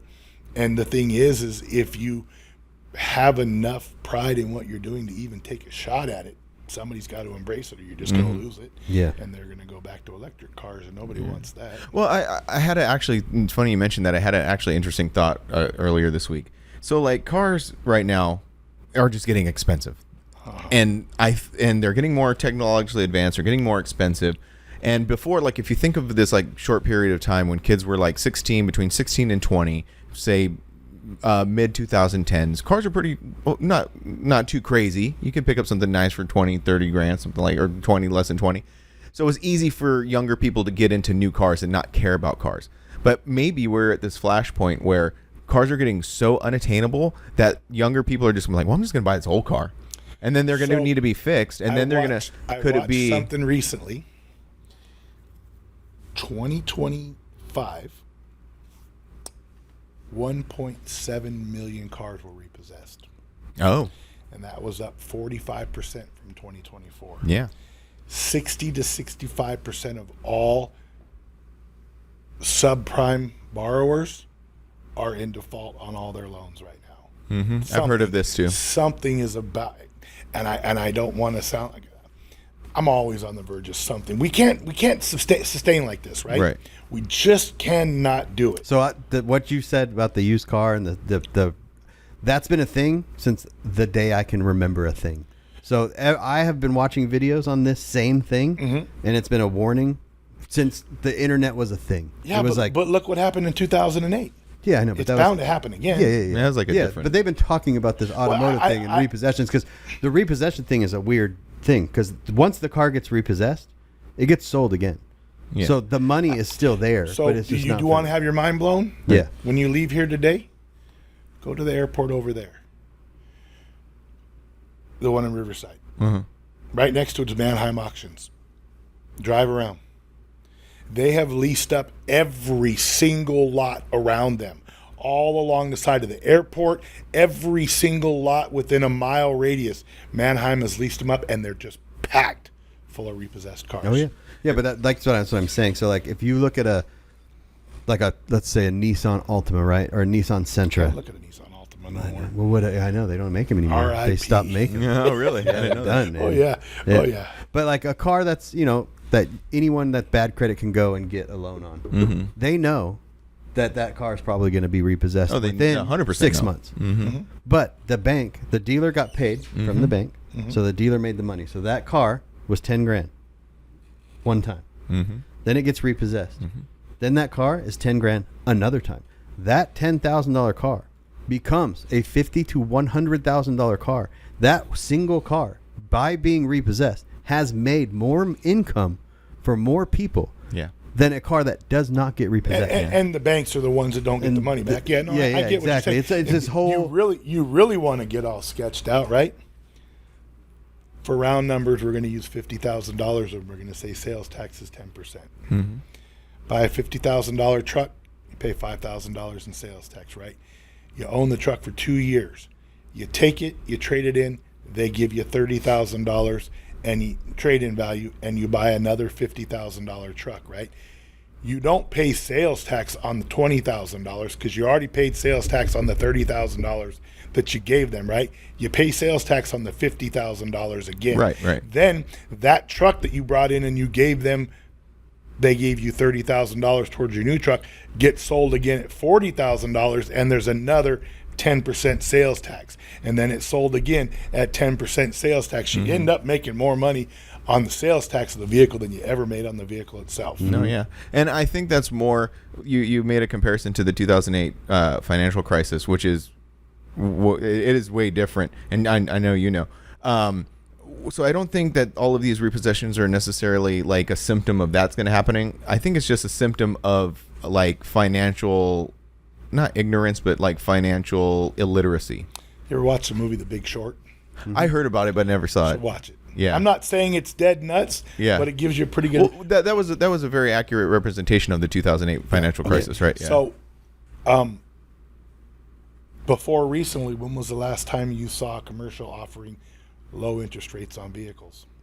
I mean, they're still there. I got mine on a pretty good. Yeah, they have them now. They have them now. Yeah. Yeah. 5 years ago, that wasn't No. the case. no, yeah. not doing. Oh yeah, And no, the reason why those commercials are coming back is they're trying to drive people back to the dealership. And the other thing, maybe I'm a little bit of a conspiracy theorist or whatever, private equity firms are buying up reproduction parts companies. Private equity firms are buying everything. Do you know what A1 Cardone is? Mm-mm. They're a manufacturer that manufactures like brake boosters, master cylinders, power steering pumps, power steering gearboxes. They've got bought up by private equity, and I believe they're going out of business now. Yeah. If you can't buy reproduction parts for anything anymore, what are we going to do? Yeah. Have to buy new cars. Yeah. No, that makes sense. I hate it. Yeah. Oh yeah. Yeah. I'm going to be like Will Smith on iRobot. Living in your ginger compound. Well, I think we're one of the last quote unquote generations that is, because being that these cars are so out of touch for so many people, a lot of people just don't drive anymore, especially if you live in an area where you don't need to drive. Right. Which isn't a bad thing. Like, it's not a bad thing. Millennials have zero interest in owning anything. Yeah. Which is weird. I'm a millennial. Maybe Gen Z. Gen Z. That's more accurate. Like, think about it, right? When I was a kid, I was at Tower Records every weekend Right. looking for the new CD, and you owned all the things. And now nobody owns nothing. Everything Yeah, is it's all by design. subscription service. Yeah. Right here, get the car coming to you, get the groceries coming to you, get the music coming to you. Yeah. And Gen Z is more than okay with that. Yeah. You think it's the tide is changing a little bit. I hope so. Because, like, I mean, your daughter's 21. I have a 17-year-old and a 13-year-old, and they're very, like, there's a little bit of a resurgence for like physical media, and not physical media as far as like CDs records, yes, because like record Get on collecting is CDs are thing. coming. CDs are Get on way eBay coming right back. now. Yeah. And look at how much standard. And iPods even are but going even for. even physical media, physical, this is going to sound weird, but physical digital media, Yeah. where it's like an iPod that has music on it that you own, it's yours, no one can take it away. So like there are definitely like Well, the there's younger always generation. there's always a push and a push back, and then Exactly. it usually meets in the middle, and then they figure out. You know, at some point, our parents all sat around and had the same. Oh, dude, this is 100%. a not a generational, but like a human nature thing since the beginning of time. Yeah. You know, and as more technology comes, the older people don't understand. What it. about It's just- the- it's I just gotta be honest. This thing got depressing quick. No, it's interesting because like if you think about like you're saying, what about the caveman, the cave people yeah, who were like the one guy Did they starting a own fire mini and then truck? I want to get back to no one guy starting a fire and then two guys were looking back like well, but it does go back to like this thing where people say, back in the good days. Yeah. Back in the good days. Yeah, The good days are still here. It's up to you if you want to be part of the good days. And sure. as you get older, it gets harder though. I feel like no.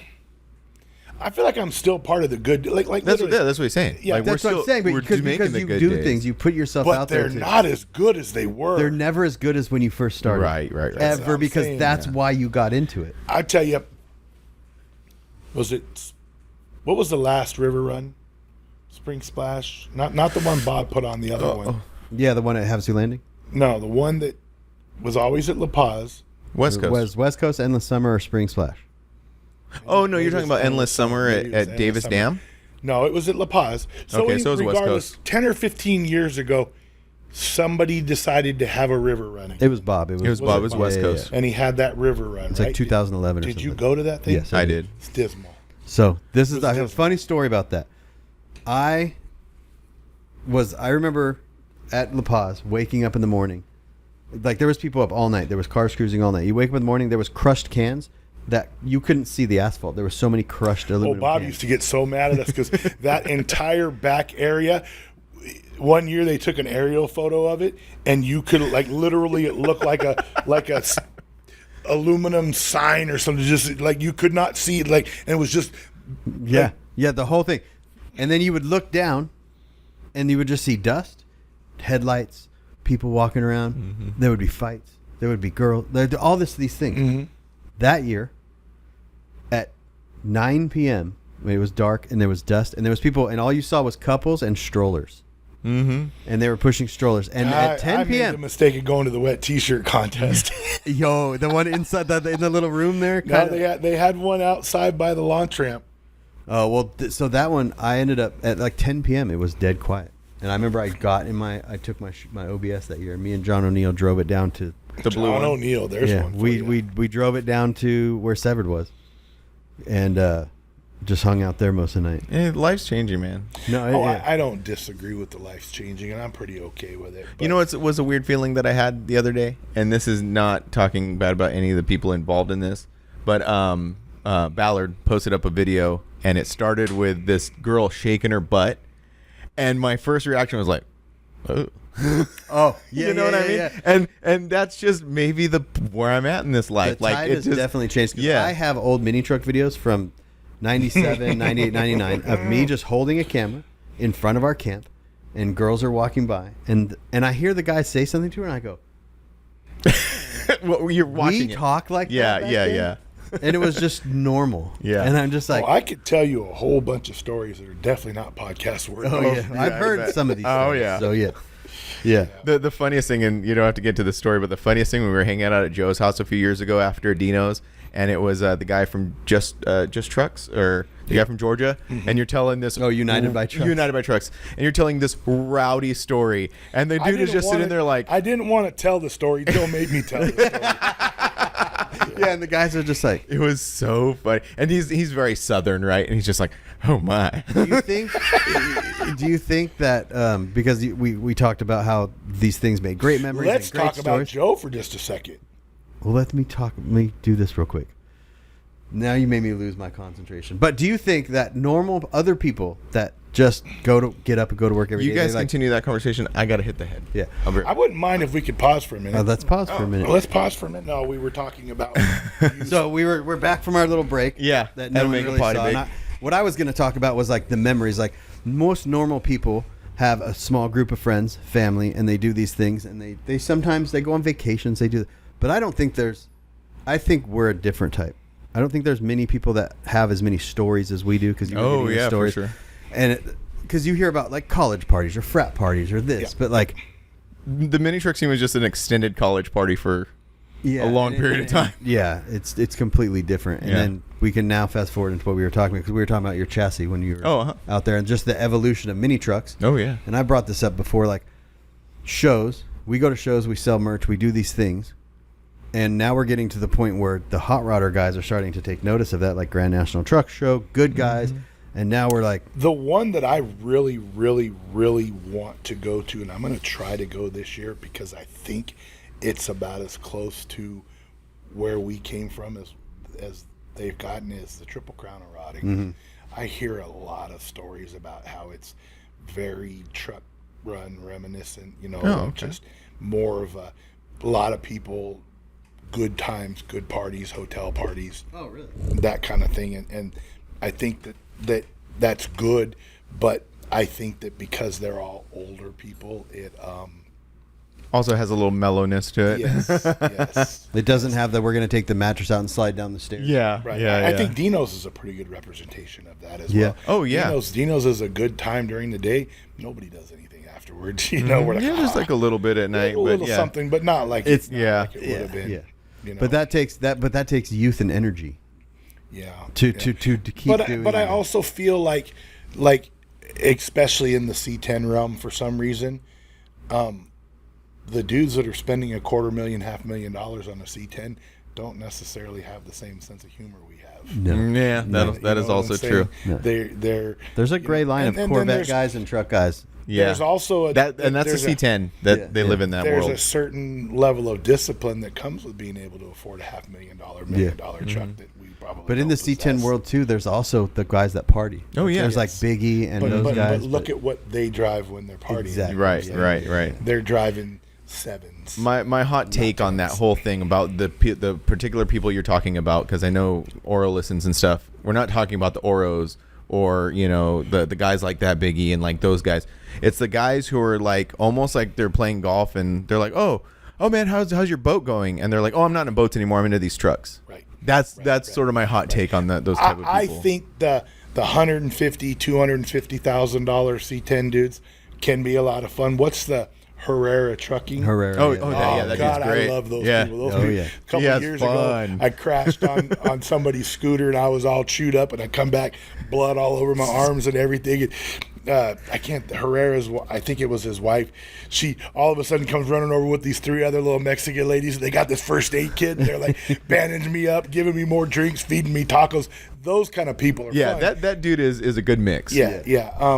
But and he has nice stuff. Yeah, that's what I'm saying. And nice semis on top of that, which is super expensive. But there's just a level of discipline to the dudes that show up with the expensive hot rods, C10s, whatever. Sure, they're going to be fun in the hotel bar for a little while, but they're going to bed at 9 or 10 o'clock. And that's probably where I'm at in life. Yeah. Oh yeah. No, man, it's nice.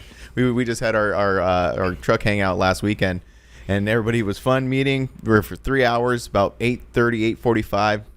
Truck start Peeling out. like, And there's a bar there. starting. No one went into the bar. Yeah, that's a really good observation. No one goes into the bar. I would have went into the bar. And the only reason why I choose the bar over the parking lot, if possible, is I like to people watch. Yeah. And you like to sit down. I do like to sit down. I'm fat and old. Yeah, me but, too. But if you're in a parking lot with your same people, you can only have the same conversation so many times, Yeah. right?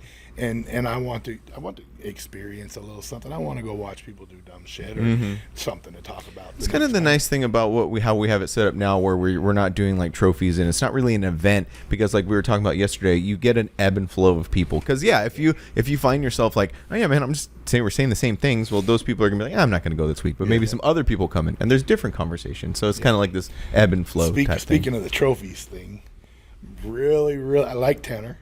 I'm really eager to see how Tanner's trophy thing works out. Oh, the classes. Me too. I'm interested to see how the whole. thing I want the best for the dude. I hope it goes real well. Yeah. But I remember those years. I remember standing at the end of the stage listening to, I need my judging sheet. And then listening to those people bitch and piss and moan because they thought their gas can was nicer than somebody else's gas Their can. display. And it's like, Yeah, but that's. I mean, how does the Triple Crown of Rodding do stuff? I don't know.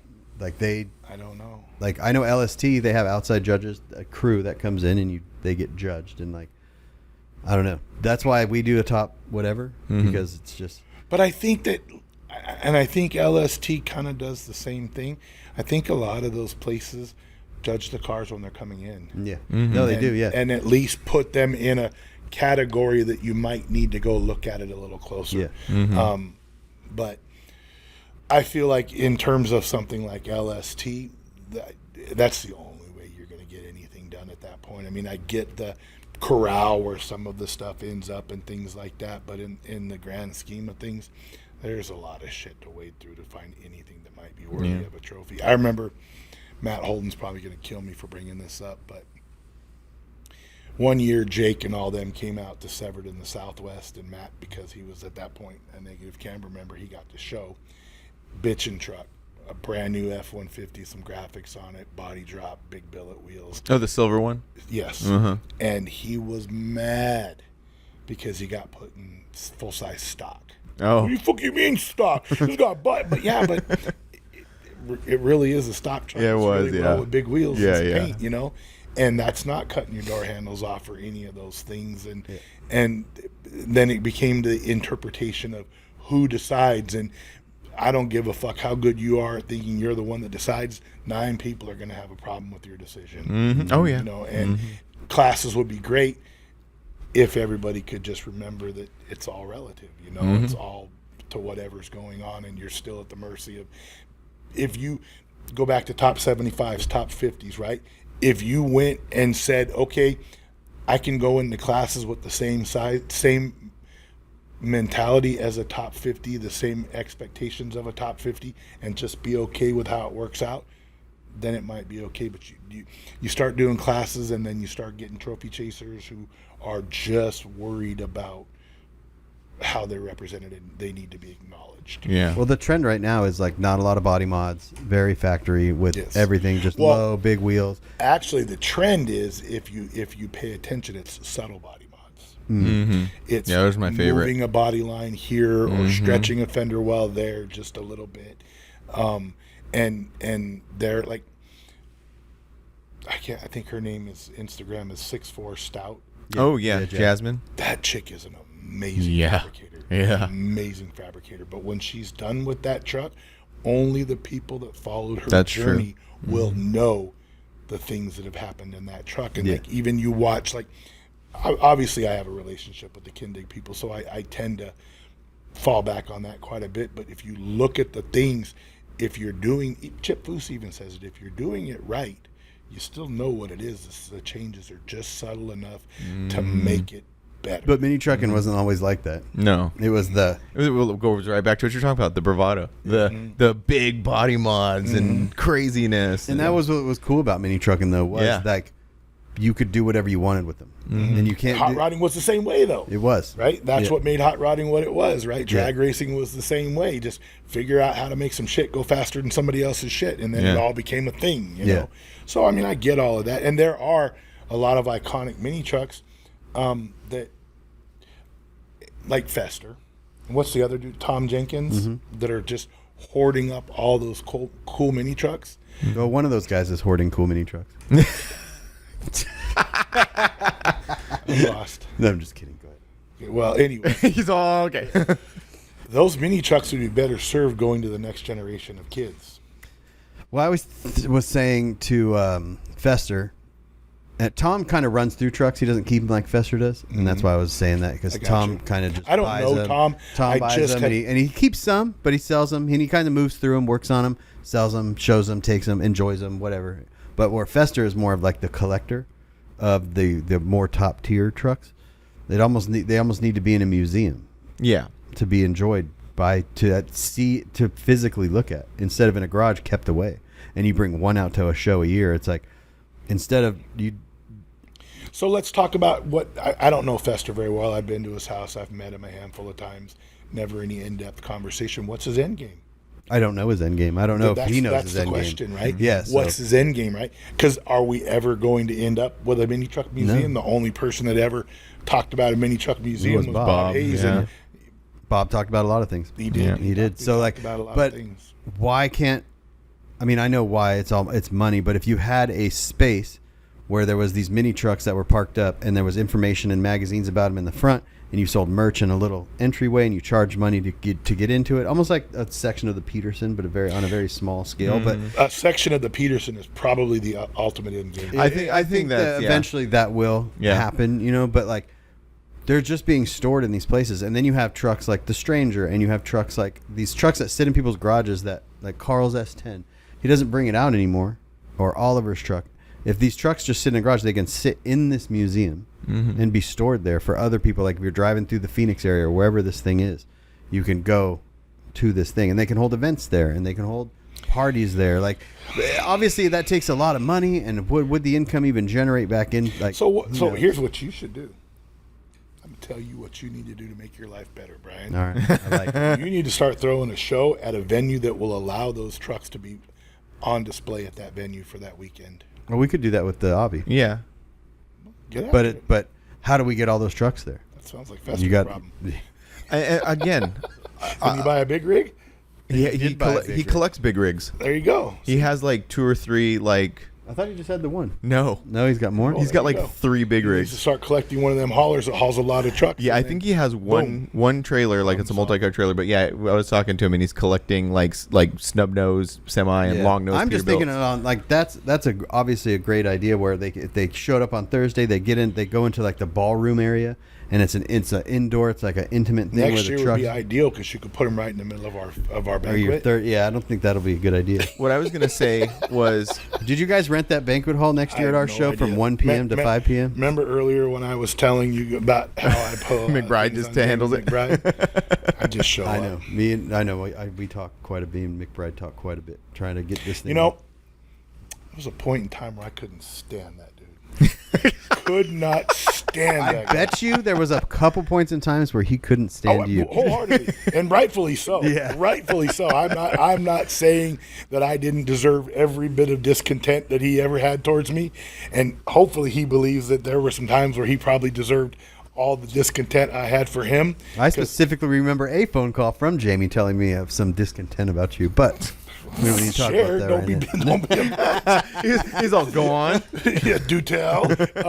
But a while back, we were able to put it aside, and the dude's like, he's God sent. I mean, honestly, and a lot of it came from.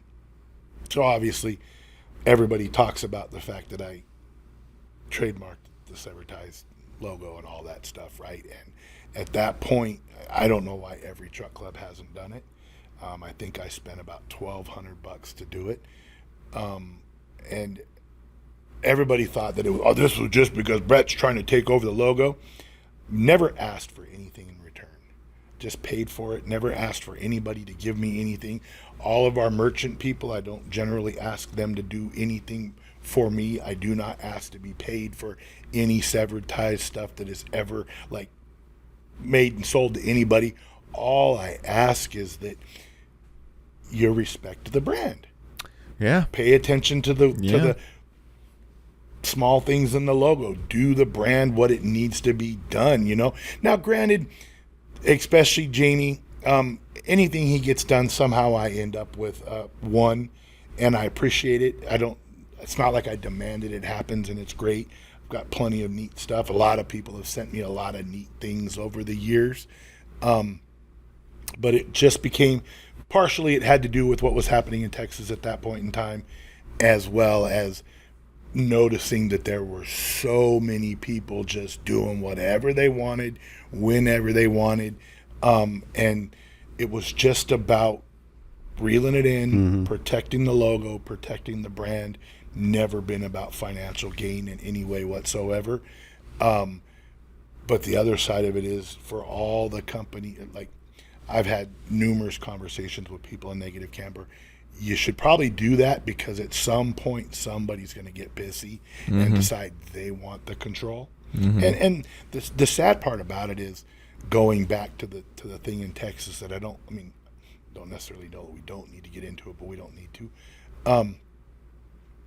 Everybody thinks that when you get to the top, it's this whoa moment, and it's not. It's just more work. Bigger level of headaches and heartaches, and Yeah. the highs are high and the lows are low, and there's a lot of really great things, but then I can't tell you how many times I've stood in my garage for hours arguing with people on the phone about shit that really didn't matter. Yeah. And I kind of got to a point where I'm like, I keep arguing and nothing really gets any different or better, and so I just protected the brand itself, and that's about it, but I think a lot of other people should probably have done the same at this point. Yeah. Well, and like I'm sitting here listening to you talk and how Brian runs Forbidden Fantasy. Like, you would say that Severed Ties, Forbidden Fantasy are successful clubs, meaning that they're still here. They still have chapters. They still have active members. And it seems to me that the common thread between those two things, and this is maybe a weird word to use, but like stewards. You guys are the stewards of your club. And so if someone is listening and they're maybe in a club and they're like, why isn't my club like Severed Ties or Forbidden Fantasy or any of these other clubs? And I would mention more, but we're talking to you two, is having people like you guys in the clubs to be the stewards of that club, to just be there in the best interest of like what you were saying, a brand or the club or however you want to say it. So I just think that's interesting. Well, this goes back to who's the guy, right? You know what I'm saying? Who's the guy? And Courtney was the guy, and nobody really speaks on it, but I've watched it. There's been a power struggle in Negative Camper ever since that happened. Yeah, Ever since that happened. and it was an interesting time when seeing that from the outside. It was an interesting time seeing the no regrets stuff from the outside. So Ernie and I were good. I'll be honest with you. I feel like there's always been a little bit of unspoken tension between us and Negative Camper as a club, and No regrets. No Regrets as a club. Could just be me. I mean, there's never been an incident. You know what I'm saying? But it just always, maybe it was a competition thing. I don't know. Ernie and I were good, talk regularly, things like that, but just two different trajectories, I guess, maybe so.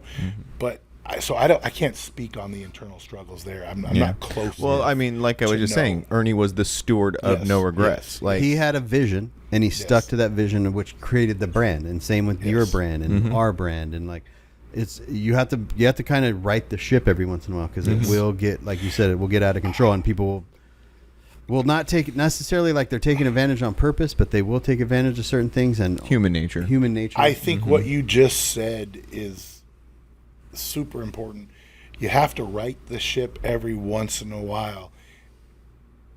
If you continuously try to keep the ship going right, it just goes wrong. It goes in You know what I'm circles. saying? So you kind of just got to let it do what it's going to do, and then when you notice it heading off course, right the ship. But if you and it took me a long time to come to this. If you constantly spend all your time trying to navigate the ship, you're just going to fight it. Yeah. You're just going to fight it. Okay. You know? Yeah, because I'll get phone calls, texts from different people saying this, and I just kind of go, okay, well, let's see where this goes, instead of just jumping on it. Oh yeah, there was a long time where I get the phone call, and then I would start the phone calls. Yeah. So and so and such and blah blah blah blah and these and that and those and this is right. And then in the end, it was going to go where it was going to go anyway. Yeah. Was nothing I was going to do was going Right. to change any of it. Yeah, yeah. You just had to wait and see where it went. But one of the ones that has been probably the hardest to navigate throughout this entire thing, and I have an opinion on it, but my opinion doesn't necessarily match the masses. Wives and girlfriends. No. That's Wives and definitely girlfriends. a thing. I personally feel that if you're a member of Severed Ties and you have a wife or a girlfriend, you're a unit. If your wife or your girlfriend wants to get a vehicle and be a part of Severed Ties, you're a unit. regardless of whether you're both members or not, you're always going to vote in the same capacity, right? Right. You know what I'm saying? But then there were a lot of women who just wanted to be a part, even though their husbands were not or boyfriends were not interested in it, right?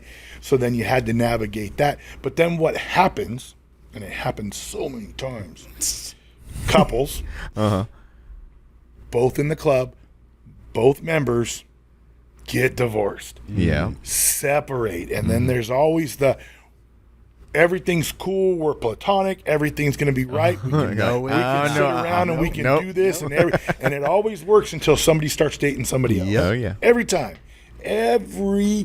Then it's a, oh my God, and then we need immediate decisions and who's going to stay and who's going to go. 9 times out of 10, obviously the person with seniority is going to stay.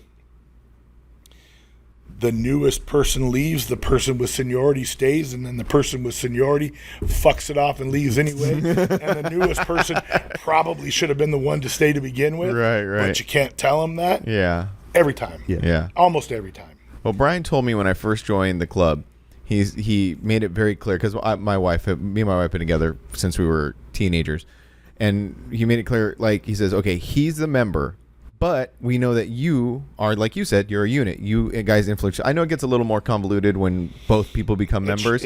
But worse. in the beginning of my journey in Forbidden Fantasy, that's what it was. Is like you have to understand that you're the member, but we understand that you're the unit and you influence each other.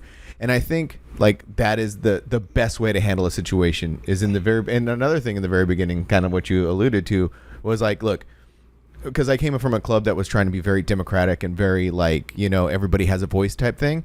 When I came here, he's like, look, this is the structure of the club and this is how it works. And I'm like, cool. As long as I know that in the very beginning. So everybody has a voice kind of thing, right? Uh-huh. Have you ever seen the couples that vote opposite of each other? No. Never happens, right? Never. So when you decide to make somebody's wife, and I just went through this with a chapter where the dude was all upset because this guy and his wife now accounted for 2 votes in a small chapter. Oh. Well, you all are the ones that decided she needed to go the petitioning process, right. and now she has a vote. I can't help the fact that you didn't think this through, you know, and now you've got 2 people who are essentially a power couple, right, in the grand political scheme of things, because if you've got 7 members and 2 people are voting together, you kind of fucked yourself. Yeah. So in my personal opinion, I've always felt like if a wife wants to get a vehicle, she's still going to be, but then the wife feels like she needs to prove herself, and I get all of that. Yeah. And then the women who have been around, who have proved themselves, will always look down on the wives who haven't proved themselves. Another little complicated it becomes thing. a whole ass thing. It's like you said, it's human nature, and a lot of this stuff is human nature. It's just in the truck world. You deal with it in the softball world. And Oh, yeah. everyone deals with their whether it's their work or whatever. Like it's just a human nature thing. Another interesting one is when there's always the guy who, not always, but there are guys who are like, well, I'm building this truck for her. We're like, no, you just want to build another truck. Like, just say that. Whatever the reality is, you know, I don't give a shit if you want 9 trucks. That's fine, but you're building it for her and she wants to enjoy it, cool. Yeah. You know? I just sometimes I feel like It definitely gets kind of weird. so you got to right the ship once in a while. Just let them do what they're going to do, and then figure out how to put it back on course is a lot easier than trying to keep it on course all the time. Do you ever see someone get in another chapter and you're like, that I don't like this person, or this person's definitely not, but you kind of have to let it happen? Or do you ever step in and say anything? Because I have there's people that have gotten in chapters and I'm just like, they're not, it's not that I don't really like them. I'm just like, they're not going to be a positive part of this thing. You could just tell that they're not going to just fit. tell. And then this person, I'm thinking of a person in general has, and I'm just like, oh, it's exactly what I thought it was going to be. They're not going to last very long. And then they don't, and then they move on. Yeah. Oh, wow. Like, how do you figure that out in your head? Do you just go like, I'm not going to say anything? I know you used to say a lot more than. Yeah, I used to have a lot more to say about everything, and you know, a lot of that. I'm going to keep bouncing around this Texas thing, right? So as things played out, right, we kind of had people that brought other areas of the continent or the country into their fold, right? So then it would always just be left up to those people to keep their other areas in array, right? And so going through the Texas thing, after the Texas thing, I started hearing some stories and I started doing some research, and it seems as though certain people would dictate direction and rule to the people in their fold and tell them that I told him to say those things, and then tell them that they were never allowed to speak to me about it or they would be kicked out of the club. No way. Oh, yeah. That's like cult stuff. Yeah. Oh yeah, 100%. So after this whole thing played out, I learned that there was a whole third of the United States that all was afraid to talk to me Wow. based on nothing I ever did. Yeah. And at that point, Did it start out as like we don't need to bother him with this stuff? I never got to the bottom of it. I just know that there were a lot of people that were led to believe that I was adamant about things that I had zero interest in dealing with. And then it was but you can't talk to him, and I believe that you can't talk to him was the way of protecting yourself from the situation. Yeah. Exactly. It's an easy way out. Well, Brett said this, but don't talk to him about it, kind of thing. Yeah. Yeah. It happened. Yeah. And so then at that point, I stopped being as concerned, because clearly, even as concerned as I was, there was still things beyond my control that I didn't even know were happening, right? And that whole thing was a humongous mess, unnecessary mess, but it was a mess. And then, but yes, there are times where people create problems, and then the solution is, well, let's just put them in different chapters so they can all get along, and it never has ended well. Yeah. Yeah, usually Nobody, or actually, in the most current situation, the person that was upset ended up leaving because it wasn't the because, but it was like it soured somebody's experience, and then therefore this wasn't a priority to them anymore, and then it was, well, this isn't a priority to me anymore, so I guess I'm just going to do something else with my life. Do you think people use that as an excuse because, like, maybe they've moved on, maybe they're not into it anymore, and maybe they don't want to say, like, hey, look, I'm not into this anymore, I want to move on, and then they just use these things as excuses? No. Oh, I think that generally when people are not into it anymore, they just bounce. And then I have a whole theory on that as well, Yeah, right? with it. Like, so life changes, you know, and people change, they move on. Then there's the midlife crisis. Oh, It's always the midlife crisis, or the divorce. mine's up in Idaho. Or the divorce, or whatever the story my is. chassis. Something happens that is detrimental in their life, and it's like, I'm going to go back to what I remember as the good times. And then just show back up out of nowhere, right? Yeah. I'm building a truck. I'm ready to do this thing again and everything else, right? Yes. And then some chapters are like, oh my God, you have to petition and all over this again, right? I don't necessarily feel that way. No. Yeah, I we feel don't like do that. if you left and you didn't cause any harm on your way out, and you want to come back, come back. That's exactly how But we do it. what happens almost every time this happens, and this is where it drives me nuts, right? You've been gone for 10 years. Things were one way when you left. Things are different when you come back. Whether it be the natural progression of things, whether it be whatever has happened that has changed your ideological mindset to where it was to now where it is, things are different. Yeah. And you want to start bitching, pissing, moaning, and complaining. Yeah. And then do they come back with like this like sense of self-entitlement because I've been here for so long? I feel, and again, I don't implement these things because it's not the general consensus, and I've kind of given up the fight, and I just navigate the general consensus the best I can, right? I feel that if you've gone away for 10 years and you want to come back, come on back. But you don't have the right to say anything Right. about what happened in those last 10 years. Yeah. If things are not the way you wanted them to be when you come back, you should have been here for 10 years making a change. Yep. Yeah. So if you want to come back, welcome. I don't want to hear what you have to say about why you don't like it no more Exactly. Yeah. because you left. yeah. there is some sort of not necessarily like a repetitioning process, but more like a reacclimation process. 100%. Yeah, Yes. yeah, Yes. It's exactly, because we have members like Nate, for example, who was gone for a long time. Just didn't like get kicked out or anything. He was just his life changed, but now he's like coming back and he has a truck and he wants to like hang out again. And to me, you just come back around. Yeah, just start hanging There's out. no petitioning process. You get There's here just- and you don't enjoy it, then you could just leave again. Yeah. yeah, No exactly. problem. Yeah, there's No problem. yeah. But so, what do you think the whole future of this whole thing is? Like, what do you the future of Sever Ties? You guys are celebrating your 35th anniversary next year, Yeah. which is do you think that's wild to think about? 35 Oh yeah, years? 100%. Like, do you sit around and think about that? Go back to where this all started, right? I just Well, wanted you- to drink yeah, beer, fight, yeah. and hook up with chicks. Yeah. 35 years later, here I am. And it's completely I changed. don't drink like I used to. I definitely am too old to be fighting. I don't really hook up with chicks anymore. Oh, I thought he was gonna say I don't F like I used to. So I got an old lady, so that's just. I mean, there's not a lot of value in it for me anymore. I yeah, mean, yeah. What do you do with it? Right. Well, I don't know where I was going to say with that, but it's like,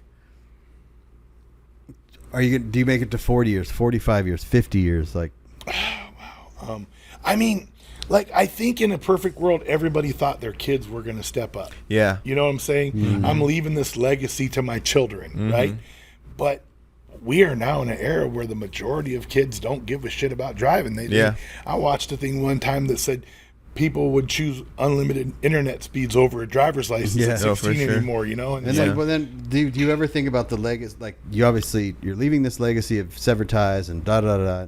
But how many within that 35 years, the trajectory of different people's lives that has changed because they got in the club, Yeah.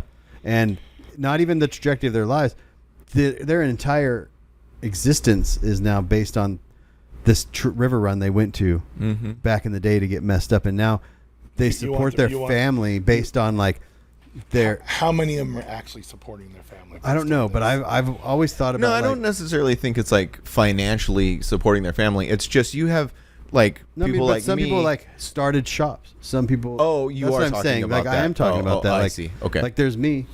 I had a job and I got into this. whole I thing. personally believe that mini trucking has caused more poor financial decisions than it has caused. Well, I think yeah, that's the for sure. automotive thing. In Yeah, that's general. yeah, Like, yeah, yeah. Yeah, maybe so, but I feel like it's more prevalent in this scene because this whole thing, if we're being honest, was based around being drunk and dumb. Yeah. Yeah. You know, and then trucks were cool, right?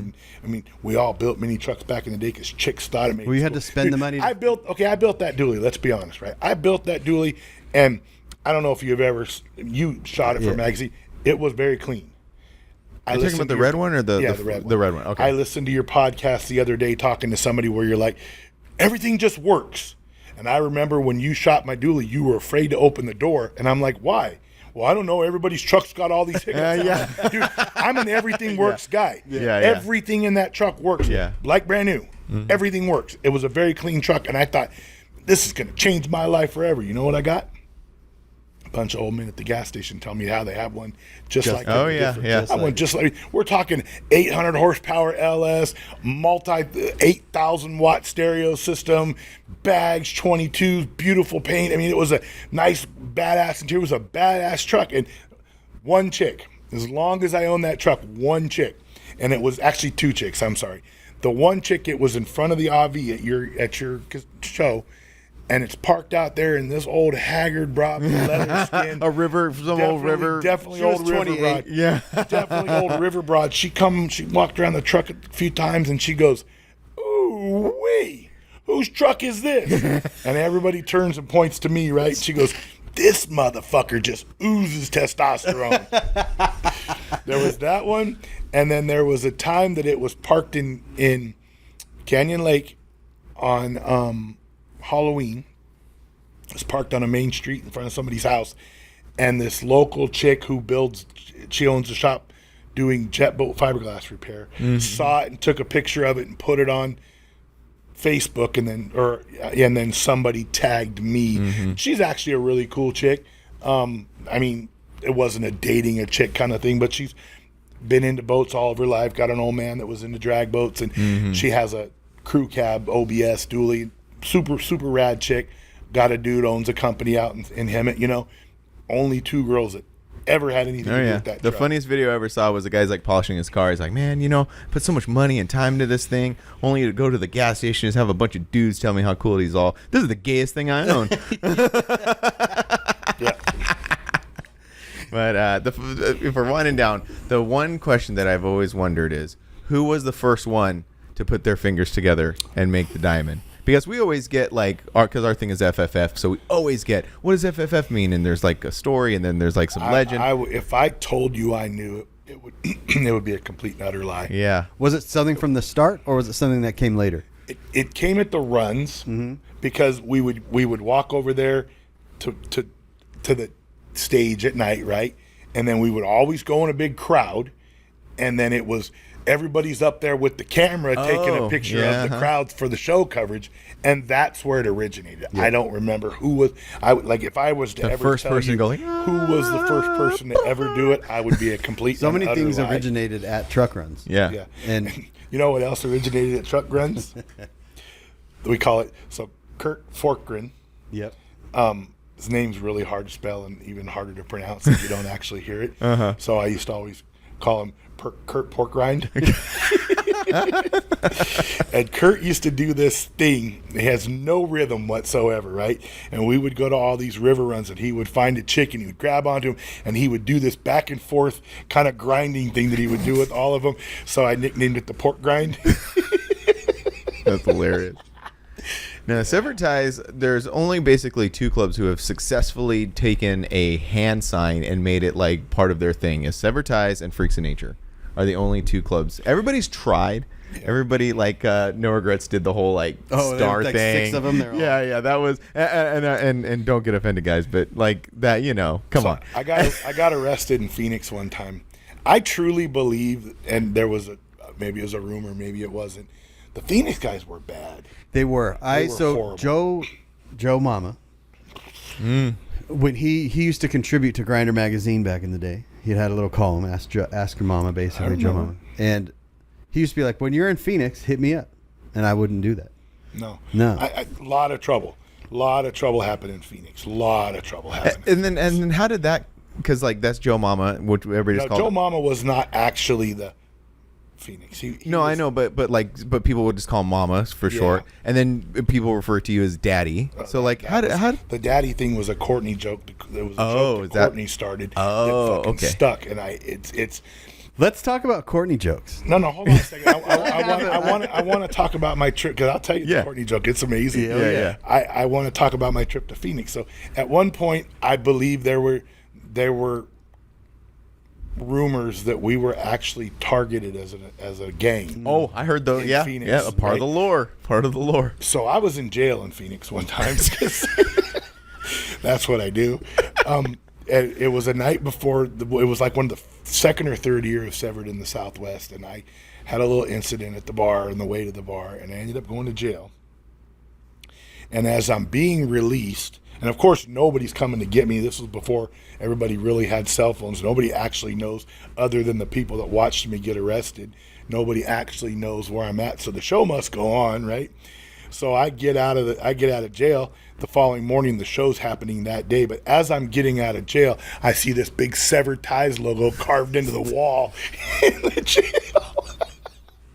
Then I ended up having to get a cab from the jail to where the approximate area of the show was, and I didn't have enough money to pay for the cab.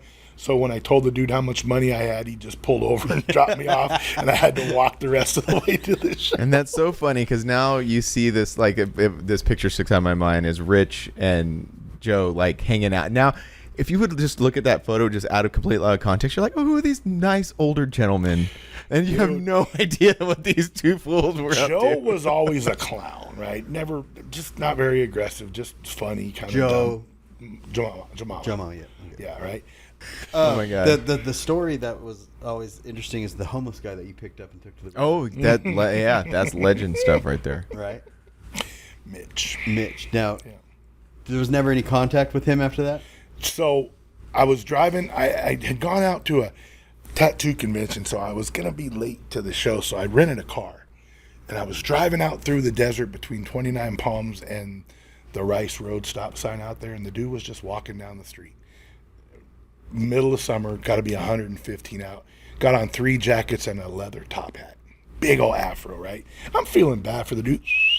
I pull over like, hey, man, you want to ride? Oh, yeah, you know. Gets in the car. Back then, I shouldn't knock on some kind of wood. I did a lot of drinking and driving. Probably shouldn't be proud of that, but I did. My truck used to know, like, if I put it in drive, hooked the boat to it, it knew how to get me to Parker without without me driving. So he starts drinking in the back. Back then I used to smoke Dijarm cloves, right? He powered through a 12-pack of beer and almost an entire carton of Dijarm cloves between where I picked him up and Vidal Junction. Damn. Doing work. Old man was doing work. So we get into Vidal Junction, and I'm like, man, I'm going to this truck run right now. It's going to be a great time. You want to go with me? And he did. Never formed a complete sentence the entire. He just go, just mumble some shit and laugh, right? Yeah. He's like, no, and I'm like, man, I'll get you some food. I'll get you some beer. I'll get you some clothes, some food. I'm like, we'll feed you, no problem, right? Yeah, I'll go, you know. So we wheel into Parker, right? Go in, and everybody's losing their shit because I got this bum in the front seat of the car with me, right? So we go in the park, and then I cut him loose, and everybody's just got him drunk. At one point, he was actually riding around the show out the sunroof of that orange Lincoln car, right? Chicks are hitting on him. Dudes are talking to him. This dude's like... It's like the greatest thing that's ever happened that's ever happened to him his entire life, right? We put some severed ties clothes on him and everything, and at that point, we used to all sleep in trailers, like cargo trailers or whatever, you know? But he smelled really bad, so he wasn't allowed to sleep in the trailer. So, put some severed ties clothes on him. We fed him. We got him drunk. Greatest night ever. Time to go to bed. He lays down outside the trailer. I'm like, I guess we lost him, you know. Wake up the morning, still outside the trailer, right? So we get up, and then back then we used to always go to the coffee urns after the run. So we get up Sunday morning, we go to the coffee urns.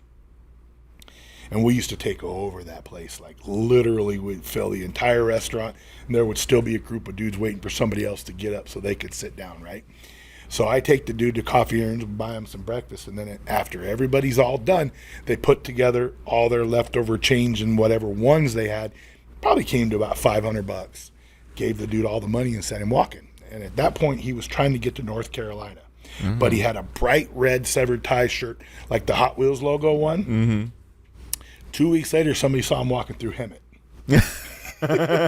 I didn't make it to North Carolina. Didn't make it to North Carolina, but yeah, that was the end of that journey. So that's funny that I've now heard the true ending to that story, because the ending that I always heard was you guys just split. Just like, hey man, you live in La Paz now. Bye. No, we did leave him in Parker. But you like hooked him up. You gave him money. Gave him money. Yeah. Fed him. The story I heard was just like we left him at the coffee urns in Parker, which was great because all the trucks were right on that road. Yeah. So he could have just been out there hitchhiking again. He had some loot, had a fresh shirt on. Yeah. He was in a better spot than where I found him, right? Yeah, for sure. No, for sure. But yeah, that was that's awesome. That put me on the map. Oh yeah, that did. Him and Body Drop put you on the map. Yeah. Body Drop got angry after he went on Monster Garage Show. He wasn't as much. I used to push him over just to watch him get back up. I remember from afar the love that little guy. The two like best like campy friendships that were you and Body Drop and Bob and Rodney. Like Rodney from Simply Choice. Yeah, Rodney. Yeah. Rodney when like you and Body Drop and Bob and that dude just like were campy, like the TV friendship, you know. Yeah, Rodney. He said to me one time, Rodney and I, we had a kind of a mixed, really weird back and forth relationship. But we were at the Nevada Council run, and something happened at the wet T-shirt contest where we had, and it was all Utah people. They had brought these girls, and they did some unsavory things on stage for the wet T-shirt contest. What run was this? The Nevada Council. Only time I ever went. It was Davis Camp. It was outside of Vegas, yep. And actually Dave Kindig was there with us at the time. Oh, really? And they ended up winning the wet T-shirt contest, but because there were two of them. Instead of giving them first and second place, they split the first place prize between the two of them.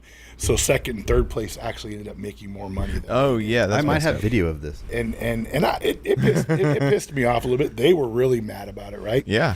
So I tried to talk to Rodney about it, and while I'm trying to talk to Rodney, everybody keeps coming up and interjecting in the conversation. I'm like, and they would turn around and walk away, and then somebody else, and I'm like, and they would turn around and walk away, and Rodney goes, "How the fuck do you do that?"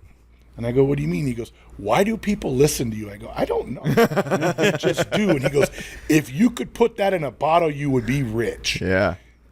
I never figured out why it happened that way, but there was a point in time where people just listened. Not anymore. And that's not as bad. It's not terrible. But it's not like it once was. It's probably because you are very large, maybe. tall, Maybe. and loud. I was much lighter back then. Back when I was in my fighting weight. Yeah.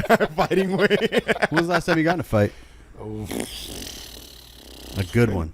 been a long time. Yeah. Been a long time. I think now, even if I won, it would still hurt longer than when I used to lose. Yeah. Yeah. Yeah, there's no winning at all. There was something I was going to talk about. That's it. How where are we at, by the way, on the time? 2.5 hours. 2.5 hours. got- Might be the longest episode. We got 30 minutes before we catch up to Tanner, right? Didn't he almost make it 3 No. hours? No, he No, was he was- 2. I think the longest was Oliver. Yeah, Oliver How- went. how Oliver was went. My I think goal he is went to 3. win.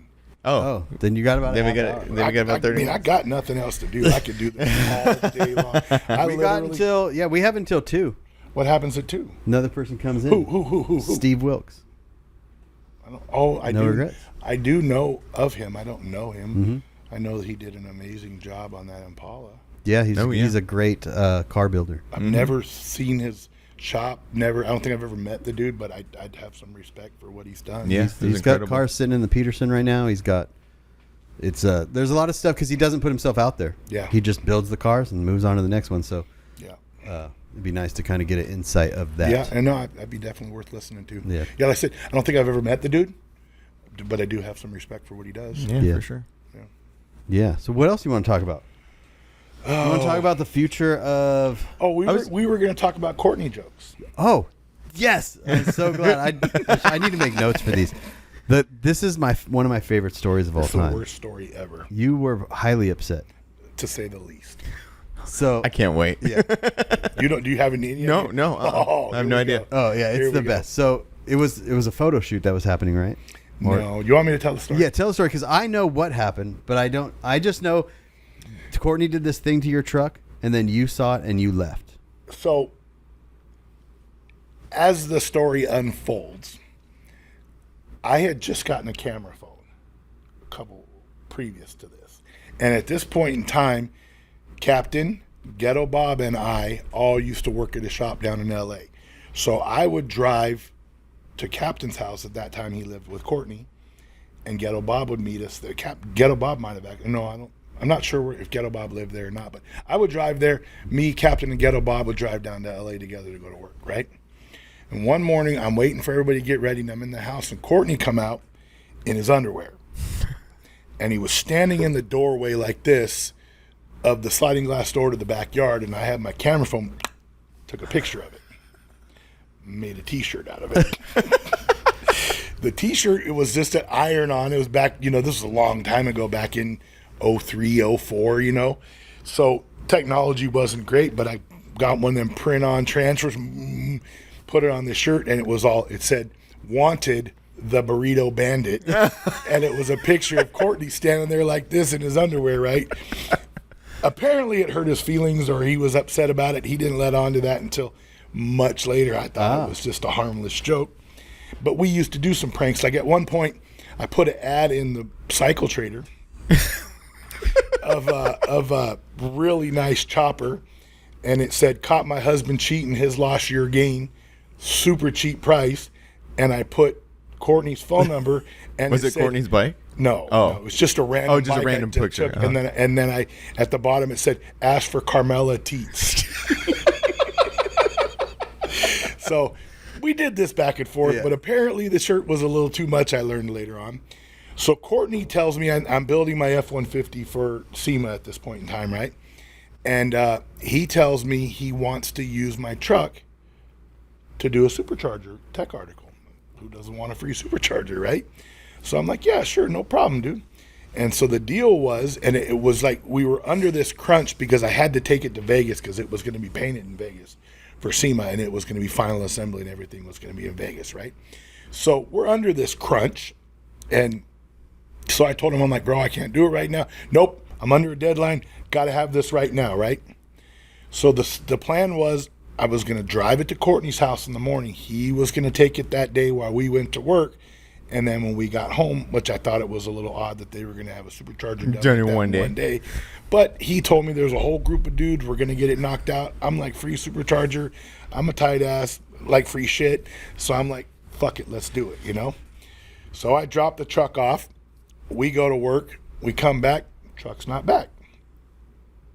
So I'm calling. I'm like, where's my truck? And Courtney's like, oh, just hang tight. We'll be right there. And this was back when we were working with West Coast Customs in another shop down there. And this was when vertical doors were a big thing. Oh my God. And they were horrible. They were literally the poorest design set of door hinges. They were neat in theory, but when you opened them up and you brought them back down, there was nothing guiding them when they needed to come in. So they would just beat the shit out of the side of the car because you didn't know where the lock-in was to pull it in to catch the jam, right? Or to catch the striker. So I see all these cars, and he lived at the end of this, on Tango. He lived kind of at the end of this road, and I see all these cars coming, and then I see my truck turn behind all these cars. And everybody's parking and getting out, and he pulls up, and I had a big drink like a fountain drink in my hand, and he pulls up, and he opens the door, and it goes up. And I just lose my ever-loving shit. I'm so fucking mad. I throw my fucking drink at him. Fuck you, fuck this, fuck all that. I'm walking home. And I'm all the way in Anaheim Hills and lived in Chino. Wow. I was pissed the fuck off about it, right? Called somebody to come pick me up. Left my truck there. The whole mess, right? Sent him a text message. You worthless motherfucker. And I told him, I said, I'm coming back to get my truck tomorrow, and that door better be off that truck. You better not use my truck in your tech article, or I'll sue the living shit out of you. I said, just tyrant, just unloaded about all of it, right? So he goes and he fixes the door, takes the hinges off and everything like that. And then I go to pick my truck up. As per usual, somebody tried to close the door with it and just bent up the door striker area on the door, and the truck was getting ready to go to Vegas to be painted. And I told him that he owed me a new door. So he literally did. He went out to Ford and bought a brand new door, right? That's funny. And the magazine paid for it. And then to make things even worse, Ghetto Bob also had the same F-150, and he had done the driver's door on my truck, and I told him he couldn't use it for the tech article. So then he did the passenger door on Ghetto Bob's truck for the tech article because he had the other hinge, right? And I'm not entirely sure who actually did the work, but whoever did it cut all the doors, wires going into the door, and butt connected them all. Wow. And just, and I was livid. I was absolutely... Basically a brand new truck, right? Pretty much, yes. Yeah. Absolutely livid, right? So it gets better. I'm never going to speak to Courtney again for the rest of my life. He's a worthless piece of shit. Blah, blah, blah, blah, blah, blah, blah, right? So I take the truck to Vegas. Now, I had a rendering done of the truck. And then the paint job that we landed on did not look nothing like the rendering. Take the truck to Vegas, but I had to bring the cab and chassis back for something. I don't remember what it was. So just the cab and doors were painted. There was no bed. There was no fenders on it, right? And I stopped at the gas station on the corner of Archibald and the 60 in Ontario. Vertical Doors was just up the road, right? So I pull up to the gas station, and I'm putting gas in the truck that I'm towing my truck with. And as I'm doing this, I see this dude come out, and he gets in his car, and he goes to back out, and he looks over, and he sees my truck, and then he backs over to the next to my truck. Bro, this thing's fucking cool, dude. And I'm like, thanks. He goes, you going to SEMA? Yeah. He goes, you interested in some sponsorship? here we are again. I'm a sucker. I like free shit, right? So I'm like, I might be. What are you thinking? I just work at Vertical Doors up the street here. I'd be more than happy to give you a free set of door hinges for it. And then the other side of that story is the guy's like, and then he punched me in the face. I don't know what happened. I ended up just telling the dude I wasn't interested, and he leaves, right? That's But funny. it was such a random thing that this is what fixed my relationship with Courtney. Like, because it happened, and what are the odds of it Right, happening? right. So at that point, I called Courtney and kind of mended things, and then we Oh, were good that's after that. But yeah, Was it one of those things that you were just mad that he messed with your truck? no. You just don't like pranks being pulled on you? Oh, yeah. It was just about the hinges. Yeah. It was just about the hinges, if I'm honest.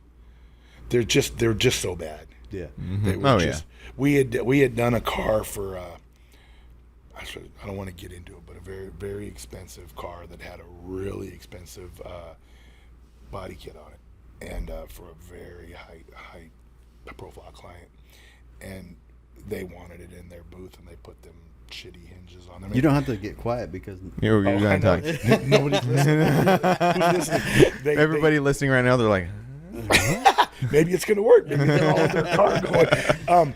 And by the time the show was over, it had ruined the fenders and body kit from people not. That was the biggest downfall. In theory, there was some good to them, but when they came down, there was nothing determining when it was okay to pull them in after they came down. So if you were an inch high or an inch low, the door would hit the fender or the striker. Just in theory, there was some value to them, but that whole thing.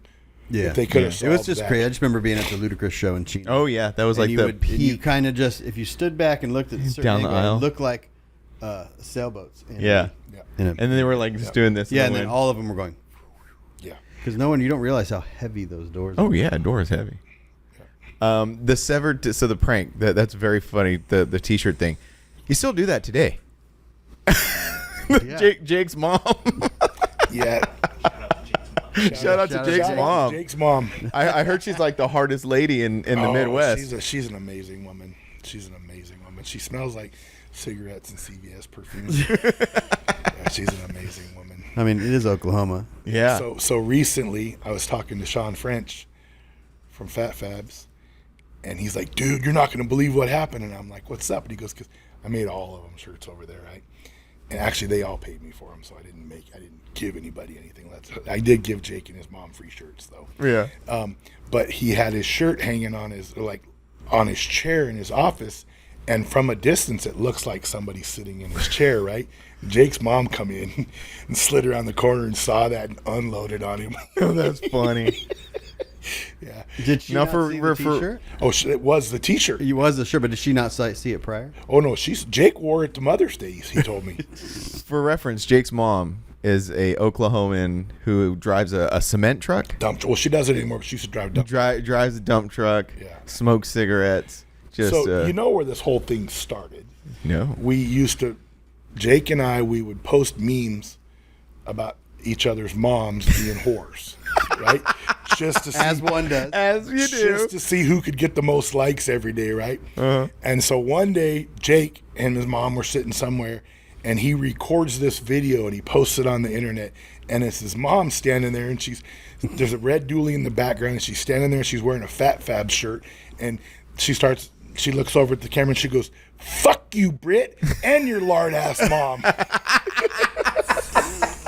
It was just all downhill. I'm white flagging it at this point. I can't beat no, that. Right? no, I don't that's have a it. That's relationship with my peak. mom. I can't come back from this. I'm like, So then I went to Oklahoma and I met her, and she tried to fight me. That's awesome. She's actually a really nice lady. It's all out of context. None of it is true. She's actually a really bitchin' lady. Yeah. Means very well, but Yeah. Jake and I, we push and push and push. Yeah. But yeah, the shirts and the temporary tattoos. So it's Jake's turn, and I'm going to Oklahoma next week. Oh, so I'm on alert. Yeah. Yeah, but do you think he's got it? He's got it in him to be as creative as that? Oh yeah. Yeah. Yeah.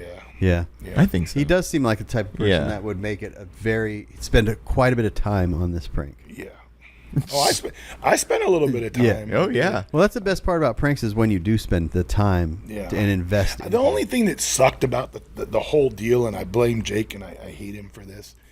So our taco truck started at 6:00, Jake was sitting in the vicinity at 5:30.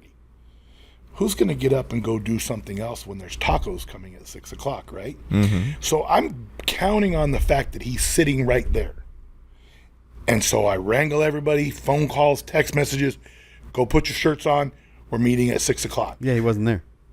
Wasn't there. And it was hot, and those shirts. Hot, and they were not breathers. No. No, I was pretty sure I was going to die standing on the asphalt waiting for my tacos in that shirt. Don't worry, though. Jordan Diaz got enough tacos for all of us.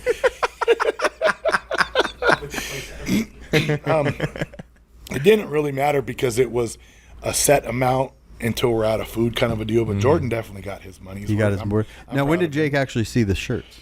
So somebody actually sent security to do a wellness check because we couldn't find him.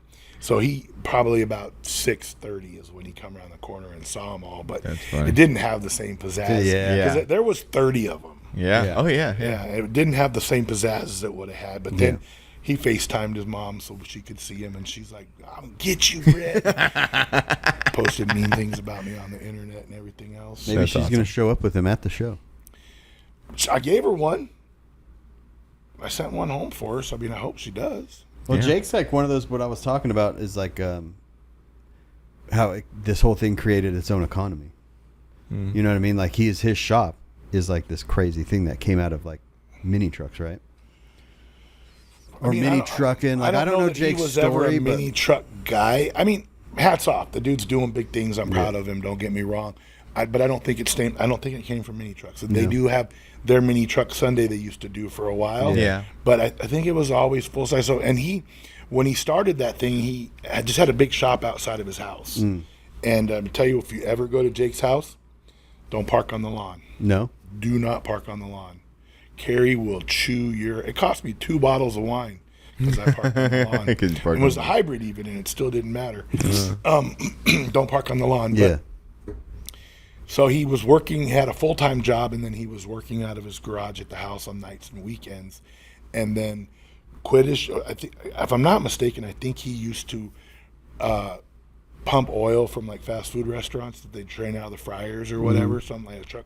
Had a truck doing something like that, and then started working full-time in the shop, and then he owns that building out there, about 15,000 square foot on Yeah, a pretty wow. decent Yeah. amount of property. That's a cool place. And I'm gonna tell you, he says this to me, and it kind of blew my mind when he said it. His shop is air conditioned, The whole thing. the whole thing. Wow. And he keeps the shop at 73 or 76 Wow. all summer long. Heats it during the winter, and I asked him, "How the fuck can you afford that?" And he goes, "Bro, everybody's productive when they're comfortable." No, that's true. He Yeah. says, so Good the point. amount So of you're making more productivity I money. get out of these guys outweighs the amount of money I spend on the electric bill every Yeah, time. makes sense. It's actually kind of a trip because, most people think Jake's a jackass. and What could lead people to think that? I don't know. But here's the thing. Jake and I actually have really in-depth conversations about shit. We talk about, some, engineering things and stuff like that. So when my daughter turned, it's about 8 years old, I guess, I started doing this thing where every summer her and I would go on vacation. Just her and I. cool. We would go away for about 3 days, 4 days, just do whatever she wanted to do. And it was just like, didn't talk to anybody on the phone during the day, any of that stuff. It was just, here it is, kid. This is this period in time every year where you are the only thing in my life. That's awesome. And I shared that with Jake, and he started doing it with his daughter, and now his son, and he's like, dude, it great idea, Yeah. great idea. And so we have a lot of those conversations. He's a pretty sharp dude. I would consider him a great friend, That's awesome. but he is a jackass. He's a complete and utter jackass. Well, That was great, man. Thanks for sitting with us. Oh, are we done? I don't know. We can keep going. I just there gets to a certain point where my brain goes, I don't even know what to talk about anymore. All right. And that's where Are you still going to get your shirts? Yeah, I talked to Brandon. Oh. Later on, Oh, okay. just like probably after Steve's thing. Do you want me to Oh, okay. pick him up? You got any in my size?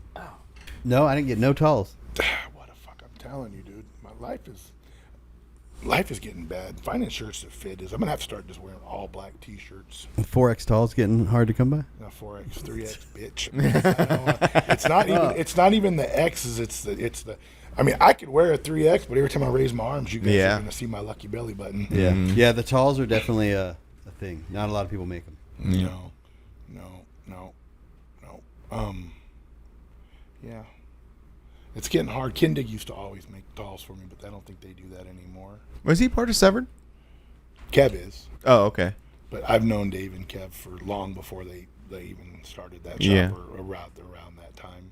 What do you think is if you were to like look back, what is the crowning achievement of Severed, do you think? I know that's like a really huge big question, but You picked the wrong time of my life to ask me these questions. no, or the Do you right feel- time. Well, No. I mean, just because you got his perspective of, you know what I mean, and then my perspective of being in Forbidden Fantasy and looking at what Severed Ties is. Just does that ever resonate with you? Like how, this thing is you create in the mini trucking world. But see, the thing is this: I don't feel like I created it.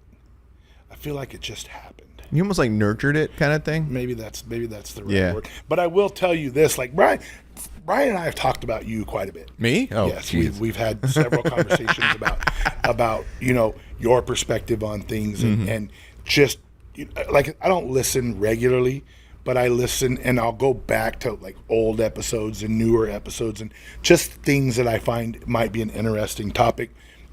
Your confidence has gotten better since the beginning of you starting to do this to where you are now.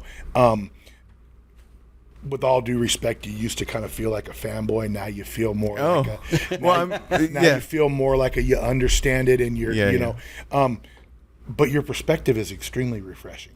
Well, just because I came up so differently. Yes, you know? And it's refreshing because I'm not always the most positive person in the world. Brian and I, we get on the phone and we just have negativity bitch fests sometimes. Sometimes you need that, just go nuts about everything that sucks in the world.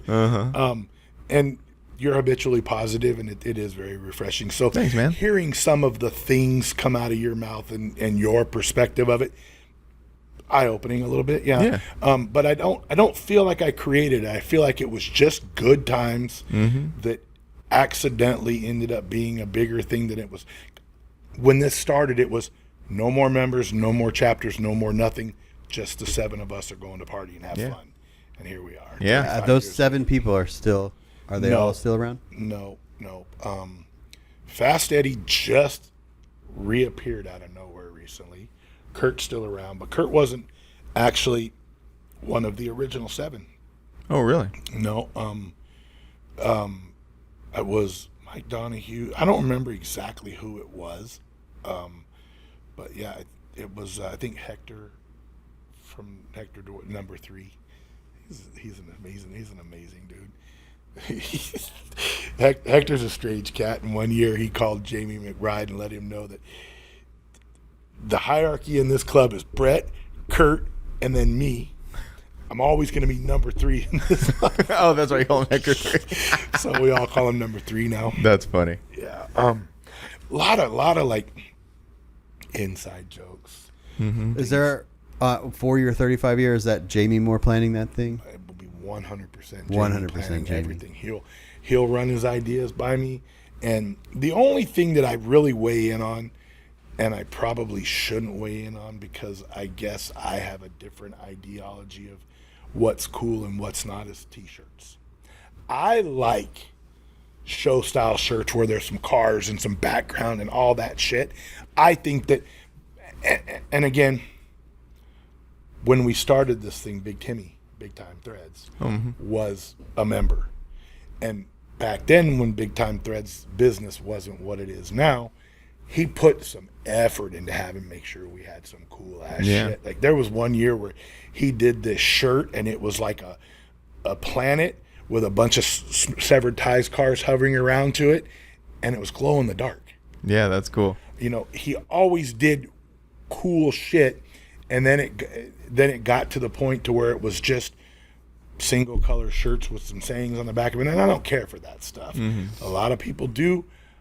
and this was my thing with Brant. We'll talk about Brant for just a few minutes here in just a minute, right? I like a shirt that looks like a show shirt. I like some trucks on it and some shit that kind of says, hey, we're here from this. This is what we do. And finding artwork is getting harder and Oh, yeah. harder and Oh, for harder sure. every time we do this. And so I weigh in on the shirts a lot more than I should because I know Jamie's struggling. So finding the shit. you stress Jamie out about the t-shirts? Yes. Because he calls me stressing about the t-shirts. Why? It's kind of a side track joke, but it's just one of those. Yeah. I'll come out with a shirt and he goes, who did that? And I'll tell him and he goes, what the heck? And then I give him like links, or leads to different types of people. Because like you said, it's hard to find someone that, I don't know if it's Jamie's very passive. yeah. And I don't know if he's just not. Instead of bullying it, I call it asserting my will. Yeah. I don't a good know way if to put he's it. not asserting his will. I don't know what he's doing, but he struggles. But so let's go back and talk to Brant. Right? Talk about Brant. Yeah. Right? Brant runs an amazing business. Yes. He runs an amazing business. As long as what you want from Brant is what Brant wants to be doing. Yeah. Oh, I see. You see what I'm saying? He's got a process. I don't knock him for any of that. He's got a process, and his process works amazing. And the thing that worked great for us when we originally dealt with Brant was he would always do, it was either 3 or 4 shirt designs every time, right? And the shipping was free. And he amortized all the artwork into the designs, right? Oh, And so it was whether you bought 1 shirt or 4 shirts, they were always the same price. And they were a fair price. I think they were 15 or 16 bucks. Maybe they went up to 20, I'm not mistaken, but they were a fair price. They were a good shirt, and he would always take care of me a little bit, nothing major. But then but I didn't always care for all of his designs. But I always felt like there were 2 that I liked and 2 that were iffy. Yeah. Right? But I knew that because he was amortizing the artwork and because he was amortizing the shipping in, that 4 made life good for him. Because if everybody bought 1 of each design, Yeah. then the profit in all of them worked towards covering the artwork and covering the shipping. So I understood it. I got it, right? Then he switched to print to garment. Oh, he does all direct to garment printing. I don't know if he does now, but Oh, at one point he did. Oh, I switched see. to direct to garment. Uh-huh. And I felt like at that point, you're no longer needing to amortize a bunch of shit, right? And he wanted to re-release all the designs, and I don't want everybody to have access to 140 severed tie shirts, right? Yeah. We're Oh, I trying see. to Yeah. create a little bit of unity. Yeah. You know what I'm saying? And so until that point, he was super easy to deal with. And then when I trademarked the logo, I went to him and I said, look, this is what, and he said, well, I'm not paying you any money. And I said, I didn't ask you for any money. I just want Yeah. creative right of refusal. Now that we're not, and it didn't work go out, well. yeah. You just, Oh, I mean, I see what you're no saying. negative feelings. Yeah, It yeah. just didn't work out well. But so dealing with Brandon for Jamie, I mean, it can be easy, but it can also be stressful because when you've only got a dude that's got 1 or 2 artists and you're trying to get all this shit done, and I don't know how long it takes these dudes to draw one of these shirts, but I'm sure it ain't quick. Yeah. So getting the artwork is a nightmare. It's more of just a chain of command, like getting this person to talk to this person, and then this person to talk to this person, and then Brandon's an amazing dude, but I'm going to tell you, one day I got a text message recently from Brandon asking me how I liked my most recent order, and I'm like, I hate it because it never showed up because I didn't order anything. yeah, he was talking to somebody else, right? Yeah, Yeah. I mean, Yeah, love that the one. dude. That's Brandon. So like, Yeah. and it's definitely difficult in this, to find art. Like, Yeah. we talk about that. Well, I got a kind of a hot take since we're on the subject. Hit us with the hot Yeah, take. I got a hot take. So do you remember there was a brief period of time when you had guys like Brant out there back east and Brandon and like a lot of people were going, especially with Brant specifically, a lot of brands were going through him to get, and then we were like, man, all the shirts are kind of starting to look the same. I didn't But want to say now with all this AI art and all these other people doing it, I almost almost looking back on that, and I'm like, oh, that wasn't a problem at all. No. Because like it all, it all looks similar or whatever, but it was cool original art. But And it was also every club's shirts started blending together. Yeah, for You know sure. what I'm saying? That, Yeah. and that Well, was if where you only have one guy doing the I art. want to look across the parking lot and know that that's a Severed shirt. Yeah. And that was getting hard to do. Yeah, yeah. he was doing every club's t-shirts. Yeah. But again, dude's successful as fuck. I'm not doubting his game. I'm just saying that it just wasn't working for us Yeah. anymore. And that and I forget his name. I just met him out at Mini Nats, the Hidden Hot Rod Art. Ryan, I think is his name. He's an amazing artist, dude. He's so good. He's really good. And my favorite part about that dude, like I said, I just met him this last time out at Mini Nats. And he's just like me. He's just as passionate about design and screen printing. And he's like, dude, when you talk about like screen printing stuff, it's so cool. So it was like awesome. I'm like made this new friend, It's tough when you find somebody like that because then everybody finds somebody like Well, that. and that's then the thing, all right? of a sudden Because- they get burnt out Oh, because for sure. everybody wants the same passion you get from him. Yeah. Well, and it goes back to like you guys being this big club and everyone looking at you guys for certain direction. You know, yeah. you know what I mean? So they see your shirts and they go, well, I want shirts like that too. They know where you get them. So the person that they're just going to make more money by more people coming to the thing. Like, so it eventually kind of like, But Jamie tells me, and we talk about these things. He said that those big design shirts aren't always the best sellers. no. Yeah. I go back and forth on them. I like them sometimes, but I like mix For of stuff. club shirts, yeah, I'm a very like simplistic type of person. So like I'm super simple on the designs, but then I don't know. So like we had the 20th year one with the skull hand. with Oh, all yeah, the that one was dice and really stuff cool. like that. You know what's really weird recently, and I don't know what it is. Maybe it is because I love Tiffany's truck so much. Is like I always skip the show shirts, the Forbidden Show. I never buy one. I just don't. Okay, but this one I'm like I bought it. I wear that all the time now because I Really? think it's because I really like her I didn't truck. get one this year because Brian took all the talls and he never sent me one. I did not take all the talls. That's what Brandon told So me. Brandon the liar. Well, if Brandon's listening to this, You don't listen to this. No, he does not. I'm gonna see him in a few hours. Though. I'll let him know. Yeah. No, I'm paying, and I want to go take some Stay Loaded apparel from them because they have really cool trucks. Oh yeah, Yes. their designs for that stuff is so cool. Yeah. And the crazy thing about Stay Loaded is just how big it is now. I go everywhere and I go to the theme park, I see 24 people wearing Stay Loaded Yeah. shirts. It's crazy. You know why? Why? Because he's not a mini trucker. Yeah, that's true. There's a lot more. Well, there's a lot more truckers. There's a lot than more there diesel are. trucks. Than Yeah, there's than a lot there more are You many still trucks. have to get them in front of the right people. Yeah, right? that's true. Yeah. Yeah. So it's like Yeah. Well, they have if- a shop if right there. You look at Joe Molina, right? Yeah. I mean, who would have ever thought that C10 bought those and then everywhere? Yeah. Oh yeah. That's because It's huge, man. Joe's the name is great. Mhm. The name is great. The branding's great. Joe's great. Just the whole aura. And that about goes it. right into Stay Loaded. Like, what a great name. Yeah. You know what I mean? That's why when I had I'm Grinder in- TV, I'm I'm all like, why isn't my stuff taking off? And I was like, oh, that name's not very Grindr. good. Well, it's It's a cool name. neck and neck with a gay dating Yeah. app. Well, yeah, but it that was- probably But the isn't thing helping is you like much. before the app, it is a really cool name. Yeah. Because like Grinder, we grind on stuff. We grind the trucks on that. Like, Well, it the made name so came much from the sense. remember the magazine Blender? So it kind of came through that. Like, Yeah. blends everything together and then grind, whatever. But I like the good life. yeah, Yeah, I it's, like it it's too. definitely a better thing now. I miss Joe Molina. Yeah. You know, You got to get a C10 again and then go to C10 shows. Or Disneyland. one Well, of you the go two to things. Dino's every year.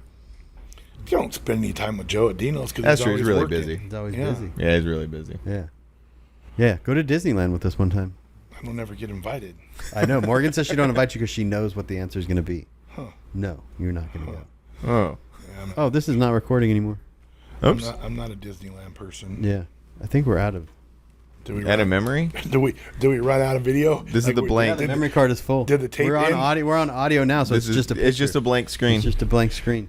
All right. Well, that's literally the Good end. thing I didn't get dressed up. Yeah. Well, Well, we're at the 3-hour mark. You made it. Okay, awesome. You got a hole in your shirt. Yeah, that's what I do.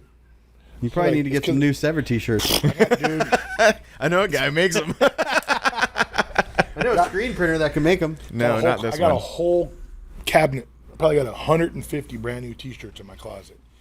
My problem is getting 3X talls has become a problem. right? So now I'm hesitant. And what happens is I put my arm in and I stretch them when I first put them on, and then that's what blows the armpit out of them. And then I try to check before I leave, but clearly. And then this one down here, the seam around the bottom is broken out in the back too, because I gotta get a little room. in Yeah, them and when the I get in talls them. are usually like Gildens or the Portncos, and they're Yeah. sometimes. So I've been ordering just regular black ones, just straight black ones, and just that way I look. What's your like preferred brand? Gildan, Gildan. Oh, the Gildan talls. or Gildan. even the Pro Club.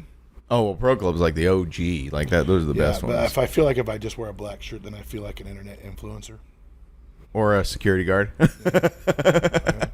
You're like, who is this giant human being wearing this all black? Oh, he must be like a bouncer or something.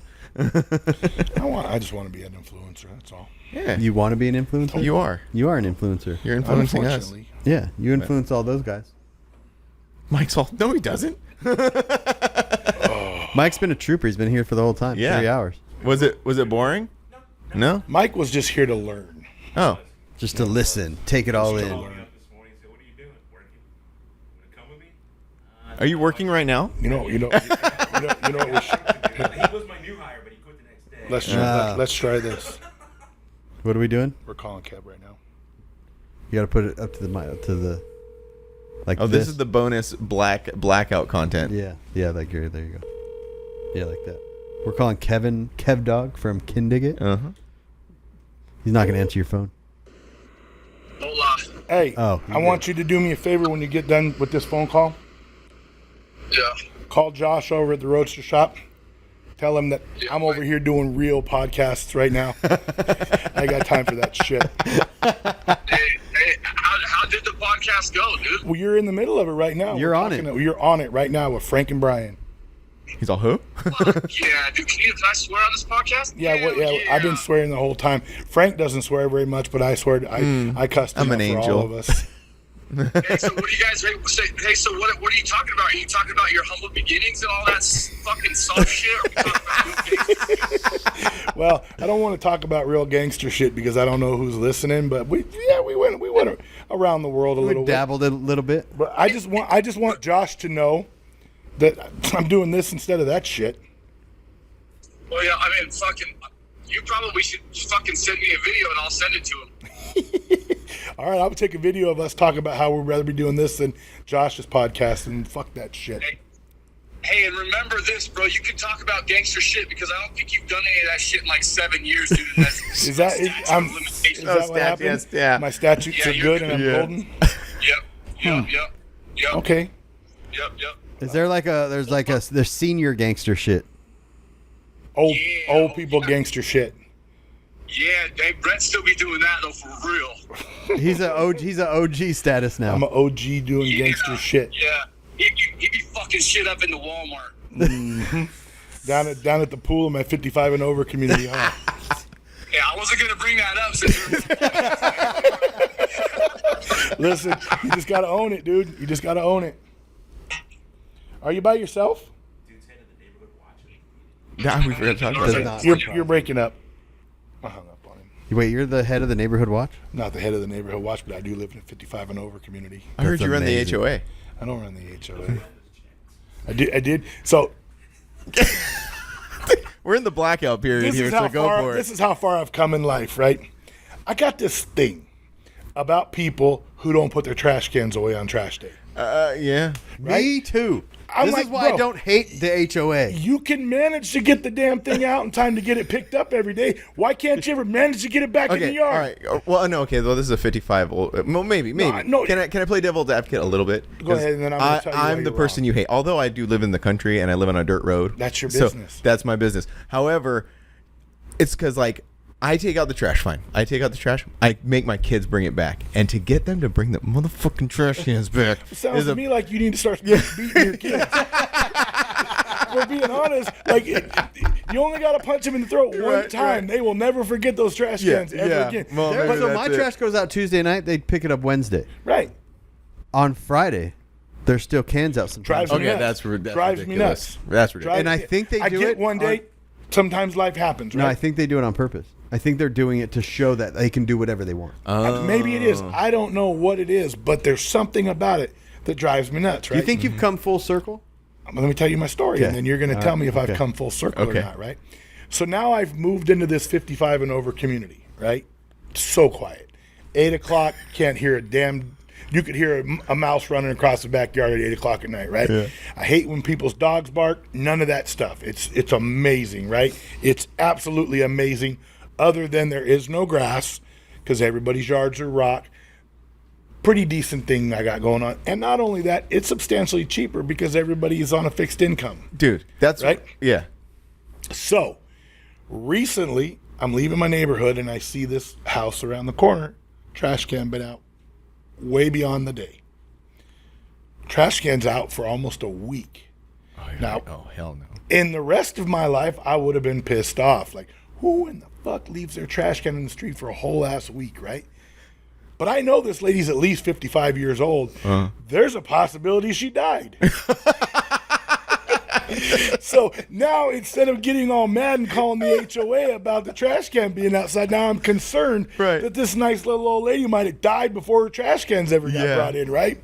So I went from calling the HOA to calling the police and having them do a wellness check. That's funny, dude. So they go over and they check on her, and then they call me and they tell me everything's fine. Somehow the trash man put an extra trash can in front of her house that day, and nobody will come pick it up. So then I drove by one day and I saw her outside unloading some stuff out of her car. So I let her know, I'm the guy that did the wellness check. Didn't want you to think, oh my God, that was so kind of you. And the next thing you know, I'm unloading the shit out of her back of her car Oh, and that's carrying it in the house for her. That's funny, man. She looks at me, she goes, are you spry? Dude, So I was hell going to yeah. say come full circle because you went from one of the most rebellious people to now follow the rules people. Dude, I'm going to tell you what happened.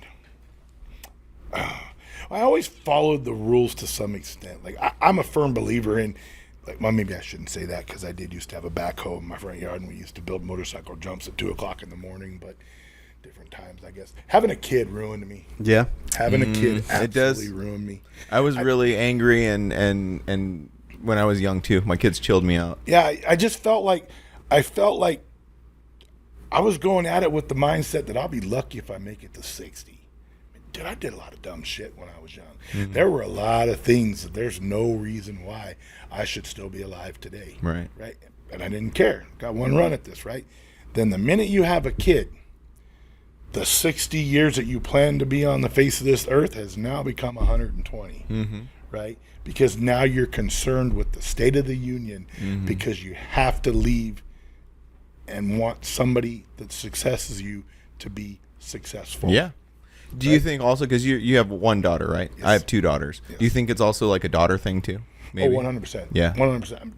So my daughter and I, when she was younger, we used to, I'm probably going to get a lot of shit for saying this stuff on your podcast. I used to pick her up from school during the week and we'd go watch every new Pixar movie that ever came out. We would go Heck get yeah. lunch together and we'd go watch Pixar movies, just her and I. I cried about a lot of shit that I would have never cried about Oh before yeah, she man. was born. Yeah. No, for sure. You know? That's real gangster shit. That by is the real way. gangster And, shit. and the worst part about it is she's hard on me. She's got my attitude, so she beats me down like an old Just like arguing with yourself a little bit. dude. Yeah, I've met her.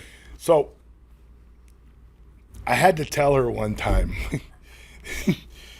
talk to her. I said, honey, I need you to ease up on some of these severed ties guys when you come to the meetings. I'm like, they're not all as thick-skinned as I am, so you got to kind of just bring it back a That's little bit so funny. you don't hurt. Because, I mean, imagine being these guys, right? They're afraid to give it back because, oh, my God, she's the president, the founder's daughter. What if I get myself in trouble, Mm-hmm. So a lot of them, you feel them kind of not wanting to give it back because they're afraid Right, that right, they're right, going to yeah. end up in a situation. And I'm like, she's a grown kid. She's 21 years old now. Yeah. She can let her mouth do the talking. She can let her ass do the walking, I guess. I don't know. I'm getting really close to that too. My oldest is 17, so like I'm entering that phase of her becoming an adult and doing like adult things, So it's like it's a weird thing to be. I tell you what was tough, and I mean, because we only had the one, and she was always only ever around adults. Oh, I see. Other than when she interesting. was at school. She's 21 going on about 45. Right. Like just when she was in school, they would always come. tell us at the first parent-teacher conference, we've never met a 2nd-year-old or a kid in the 2nd grade that can articulate like your daughter can. And we're like, she doesn't, only talks to adults all Yeah. the time. She acclimated. Yeah. Bunch of degenerate mini truckers. Which is strange, right? Yeah. I mean, she tells all the people the stories about her drunkles. Like, she moved to, you ever met Carlos Herrera? Oh, yeah. You've ever met Carlos Herrera? So she moved to New Mexico back in October. And part of the reason why I was okay with her moving to New Mexico, she's an hour away from him. Oh, okay. You know, so while he may be a drunk degenerate who absolutely gets us in more trouble than we need to be in most of the time, we went to Vegas and this last weekend, and he peer pressured like nobody will ever meet. And you're like, come on, just one more drink. We should probably have one more drink. And next thing you know, you're blasted, right? But I know that if I ever called him, he would actually be at her house in an hour. Yeah, that's awesome. And so it's ups and downs. Mm-hmm. And dude, Dave and Charity, I think, gave her first drink at Rory's wedding. I like the term you used too, drunkles. Drunkles. Is it- drunkles, That's yeah. what she calls them, her drunkles. That's awesome. funny.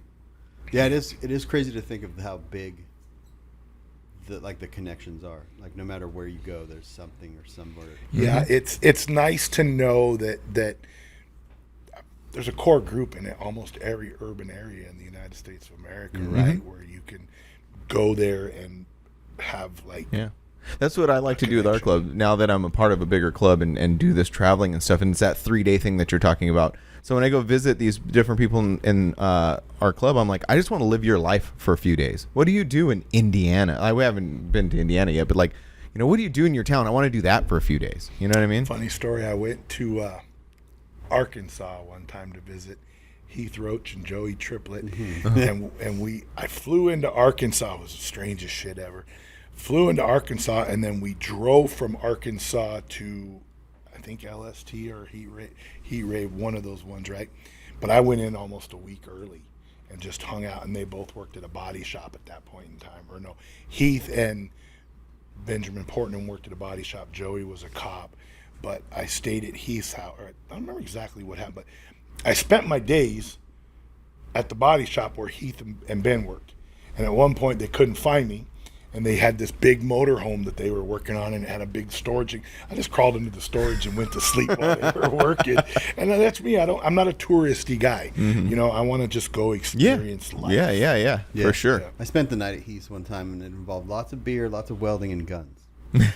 Sounds We like had an broke Arkansas down thing. on the way to Greenville. Yeah. In a mini So- truck, and he was the one that came. Oh, with you and Mike? Yeah. Oh, Did I yeah. ever tell you my story about going to Greenville Which one? when we got the cab ride? No. Again, this is the blackout time. I've only been to Greenville one time, right? But we go to Greenville and we get into town, and it was Barry Weiser. Barry and his wife, I don't remember his wife's name, but they had this program where he drank all day, or he drank all night and slept all day, and she got up and partied with us during the day, and then she would go to bed and he would get up and party with us at night, right? And he would drink. God, he would drink. So, and this was back when that song, Mike Jones. Oh, Ooh, yeah. that song had just come out, right? So it was probably 2:00 in the morning, and we decided we wanted to go to the riverboats to gamble. Yeah. So You got to cross that side of town when you go to the riverboat. So somebody goes into Our hotel was next to the riverboat when I went to Greenville. somebody goes into the hotel and tells the lady at the lobby, like, "Hey, we need a cab to go to the riverboats." And she's like, "All right." So we're waiting and we're waiting and we're waiting, and all of a sudden you hear this car coming, knocking, smoking, running on 6 of 8 cylinders, clack, clack, clack, clack, clack, clack, clack, clack. And we look over and there's these 2 colored dudes in the front seat, and he leans out the window. He's like, "One of y'all order a cab?" We're like, "Yeah, that's us." You know? Yep. So we get in the cab, and there was 3 of us, and Barry's already blasted. He's laying in the back. Jones going, "Who? Mike Jones," the whole way to this thing, right? So we get in there, and there's no dash in the car. Like nothing. There's just some wires hanging down. There was no actual dashboard or nothing in the car. So I look at the car, and the first thing I realize is there's no meter, right? I don't know how the hell this is going to work. So we start pulling out, and the car's barely running. He's like, "You guys mind if I slide through the cuts on the way?" We're like, "No." He's like, "I dropped my partner off, So he takes us through that side of town, pulls up to some apartment complex, Partner gets out, leaves, gets us going. Brrr. We get over to the casinos, right? And I'm like, I'm waiting to see how this is going to pan out because there's no meter. Barry can't hardly sit up in the back seat of the car. I don't remember who else was with us. So we get there and we pull up, and I'm like, man, there ain't no meter. How much do we owe you? He goes, what's it worth to you? What a loaded question. And I'm like, I don't know. He goes, how's $20? I'm like, no problem. Oh, sick. So I give him some money, right? And he's like, well, give me a call when you guys are ready to come back. I'll come back and get you. Gives us his number. We go to 3 riverboats. They won't let any of us in because Barry can't stand up. So we finally get to the 4th one. I think it was the 4th one. Whatever. We get to the last one. Barry finally pulls himself together enough to get in, passes out at the blackjack table. They throw us out. Dude had to come back and get us. Drove us back to Greenville. Another $20. Hell yeah. Greatest story ever. Hell yeah. That's That's awesome. freaking amazing. Yeah, I got a lot of those stories. Yeah, that's what I was gonna say. Like these stories are not. Someone might experience one of these things in their lifetime, but they don't experience multiple. Right? of Yeah. these things. Right. Imagine if like some of the stories that you tell, if that happened to a person one time, they would tell that for the rest of their lives. That's their Al Bundy That's story. yeah.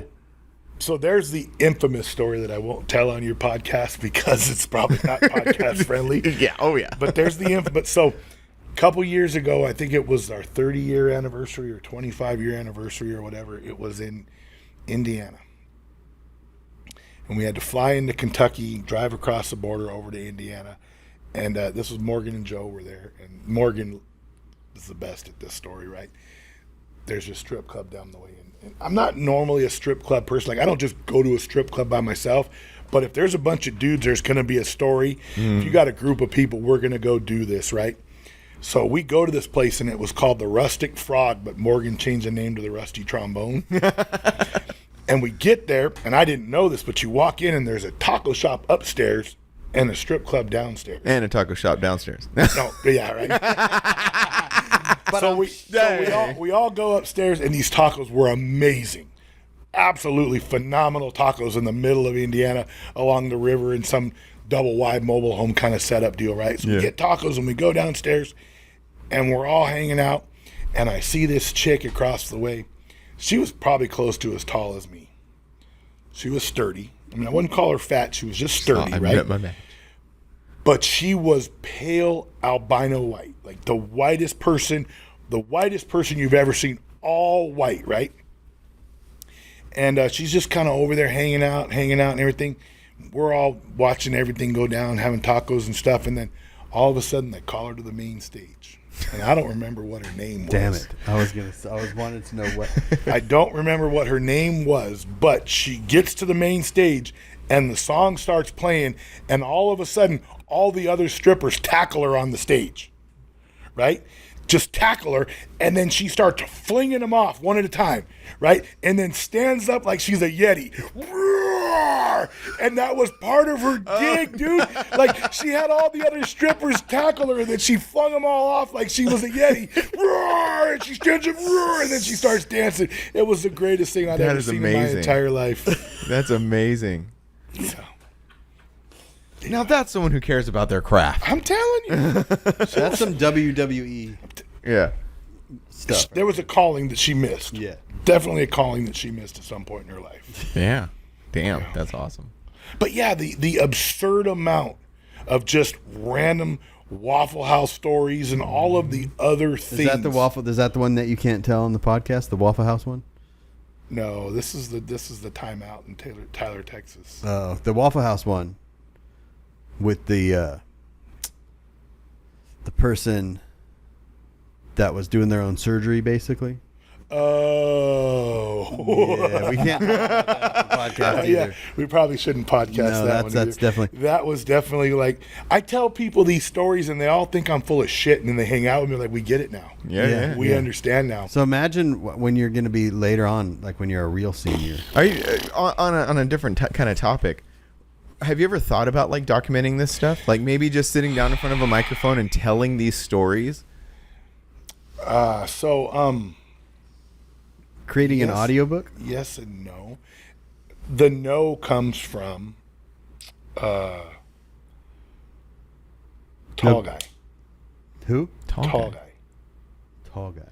Tall guy used to live with Courtney and Captain at one point. I would know who that Oh is. yeah, And- tall guy was behind me at the Unwritten Law concert. He tapped me wrote, on- he wrote a book. Yeah. Oh, Yeah. really? Local finesse guy. Okay. You would probably. I'll find the book and get it to you. Yeah. Oh, it's written and it's it's an made. actual published book. Wow. Yeah. I felt It's a tap on the called- shoulder at House of Blues, and I turned around and it was him. Local Finesse, My Road to Ruins, or something like that. I think it's Wow. called. And it was his rendition of our lives. That's amazing. How come I've never heard of this? never Because heard of it? I No. couldn't get all the way through it because I don't remember any of the stories the way he remembers the stories. Interesting. And so I worry that I tell a story and somebody else might. That's not what happened at all. And that's why, like earlier in our conversation, when I said like I've heard this side of the story. Now, what's the other side of the story? Right. So Well, yeah, no, there's always. yeah. I don't know. I don't think it I'm really talking- matters. I'm talking about Tyler, Texas, at Turkey Drag. I wasn't there. You've never heard that story? I don't think so. Whoa. Yeah, that's not podcast. Yeah, we won't talk about that. Yeah. Yeah, there was a lot of that went around back then. For the people not watching, because we don't have. Oh, it's video been a right while. now. It's been a black screen It's for been a a black minute. screen for a minute, but that's totally fine because we're just. Oh yeah, no, it's this just- it adds to the essence it of the whole adds to- thing. Yeah. Brett is the longest podcast we've ever had that went dark. Yeah. It went dark. We knew it was going to happen one day. Yeah. We knew it was going to happen. Here we are. Yay! Record. Yeah, if you want to turn this off, I will tell you the other story, but I don't think that it's. All right. Well, Well, let's wrap it up because Yeah. I don't know if anyone is even kept on listening. They probably But don't I- want to they listen probably to it have. anymore anyway. Well, I think I said this a couple times before, but hey, thanks for sitting with us. It was fun. I think that people are going to be they're going to be a little concerned because they're expecting all the outrageous stuff that we didn't get into. Well, I think they're going to be concerned. They might be a little confused, but this was just a good conversation. To No, it have. was really cool. 100%. You know what I mean? Yeah, like it's really they cool. might not understand everything or get all the references or whatever, but Yeah. just I just want people to hear the phone calls that I get every once in a while. Yeah. I know, Brian. It's really weird because I don't think anybody would ever expect that Brian and I actually have those conversations. Yeah. Yeah, It's helpful though. it is. It is. So, I Very appreciate much them. so. Yeah. Likewise. And well, I was gonna go. I usually like look at the camera and say we'll see you next week, but you can't see us. But we'll see you next week. Yeah, we'll see you next week. All right. Bye-bye. Later. I waved.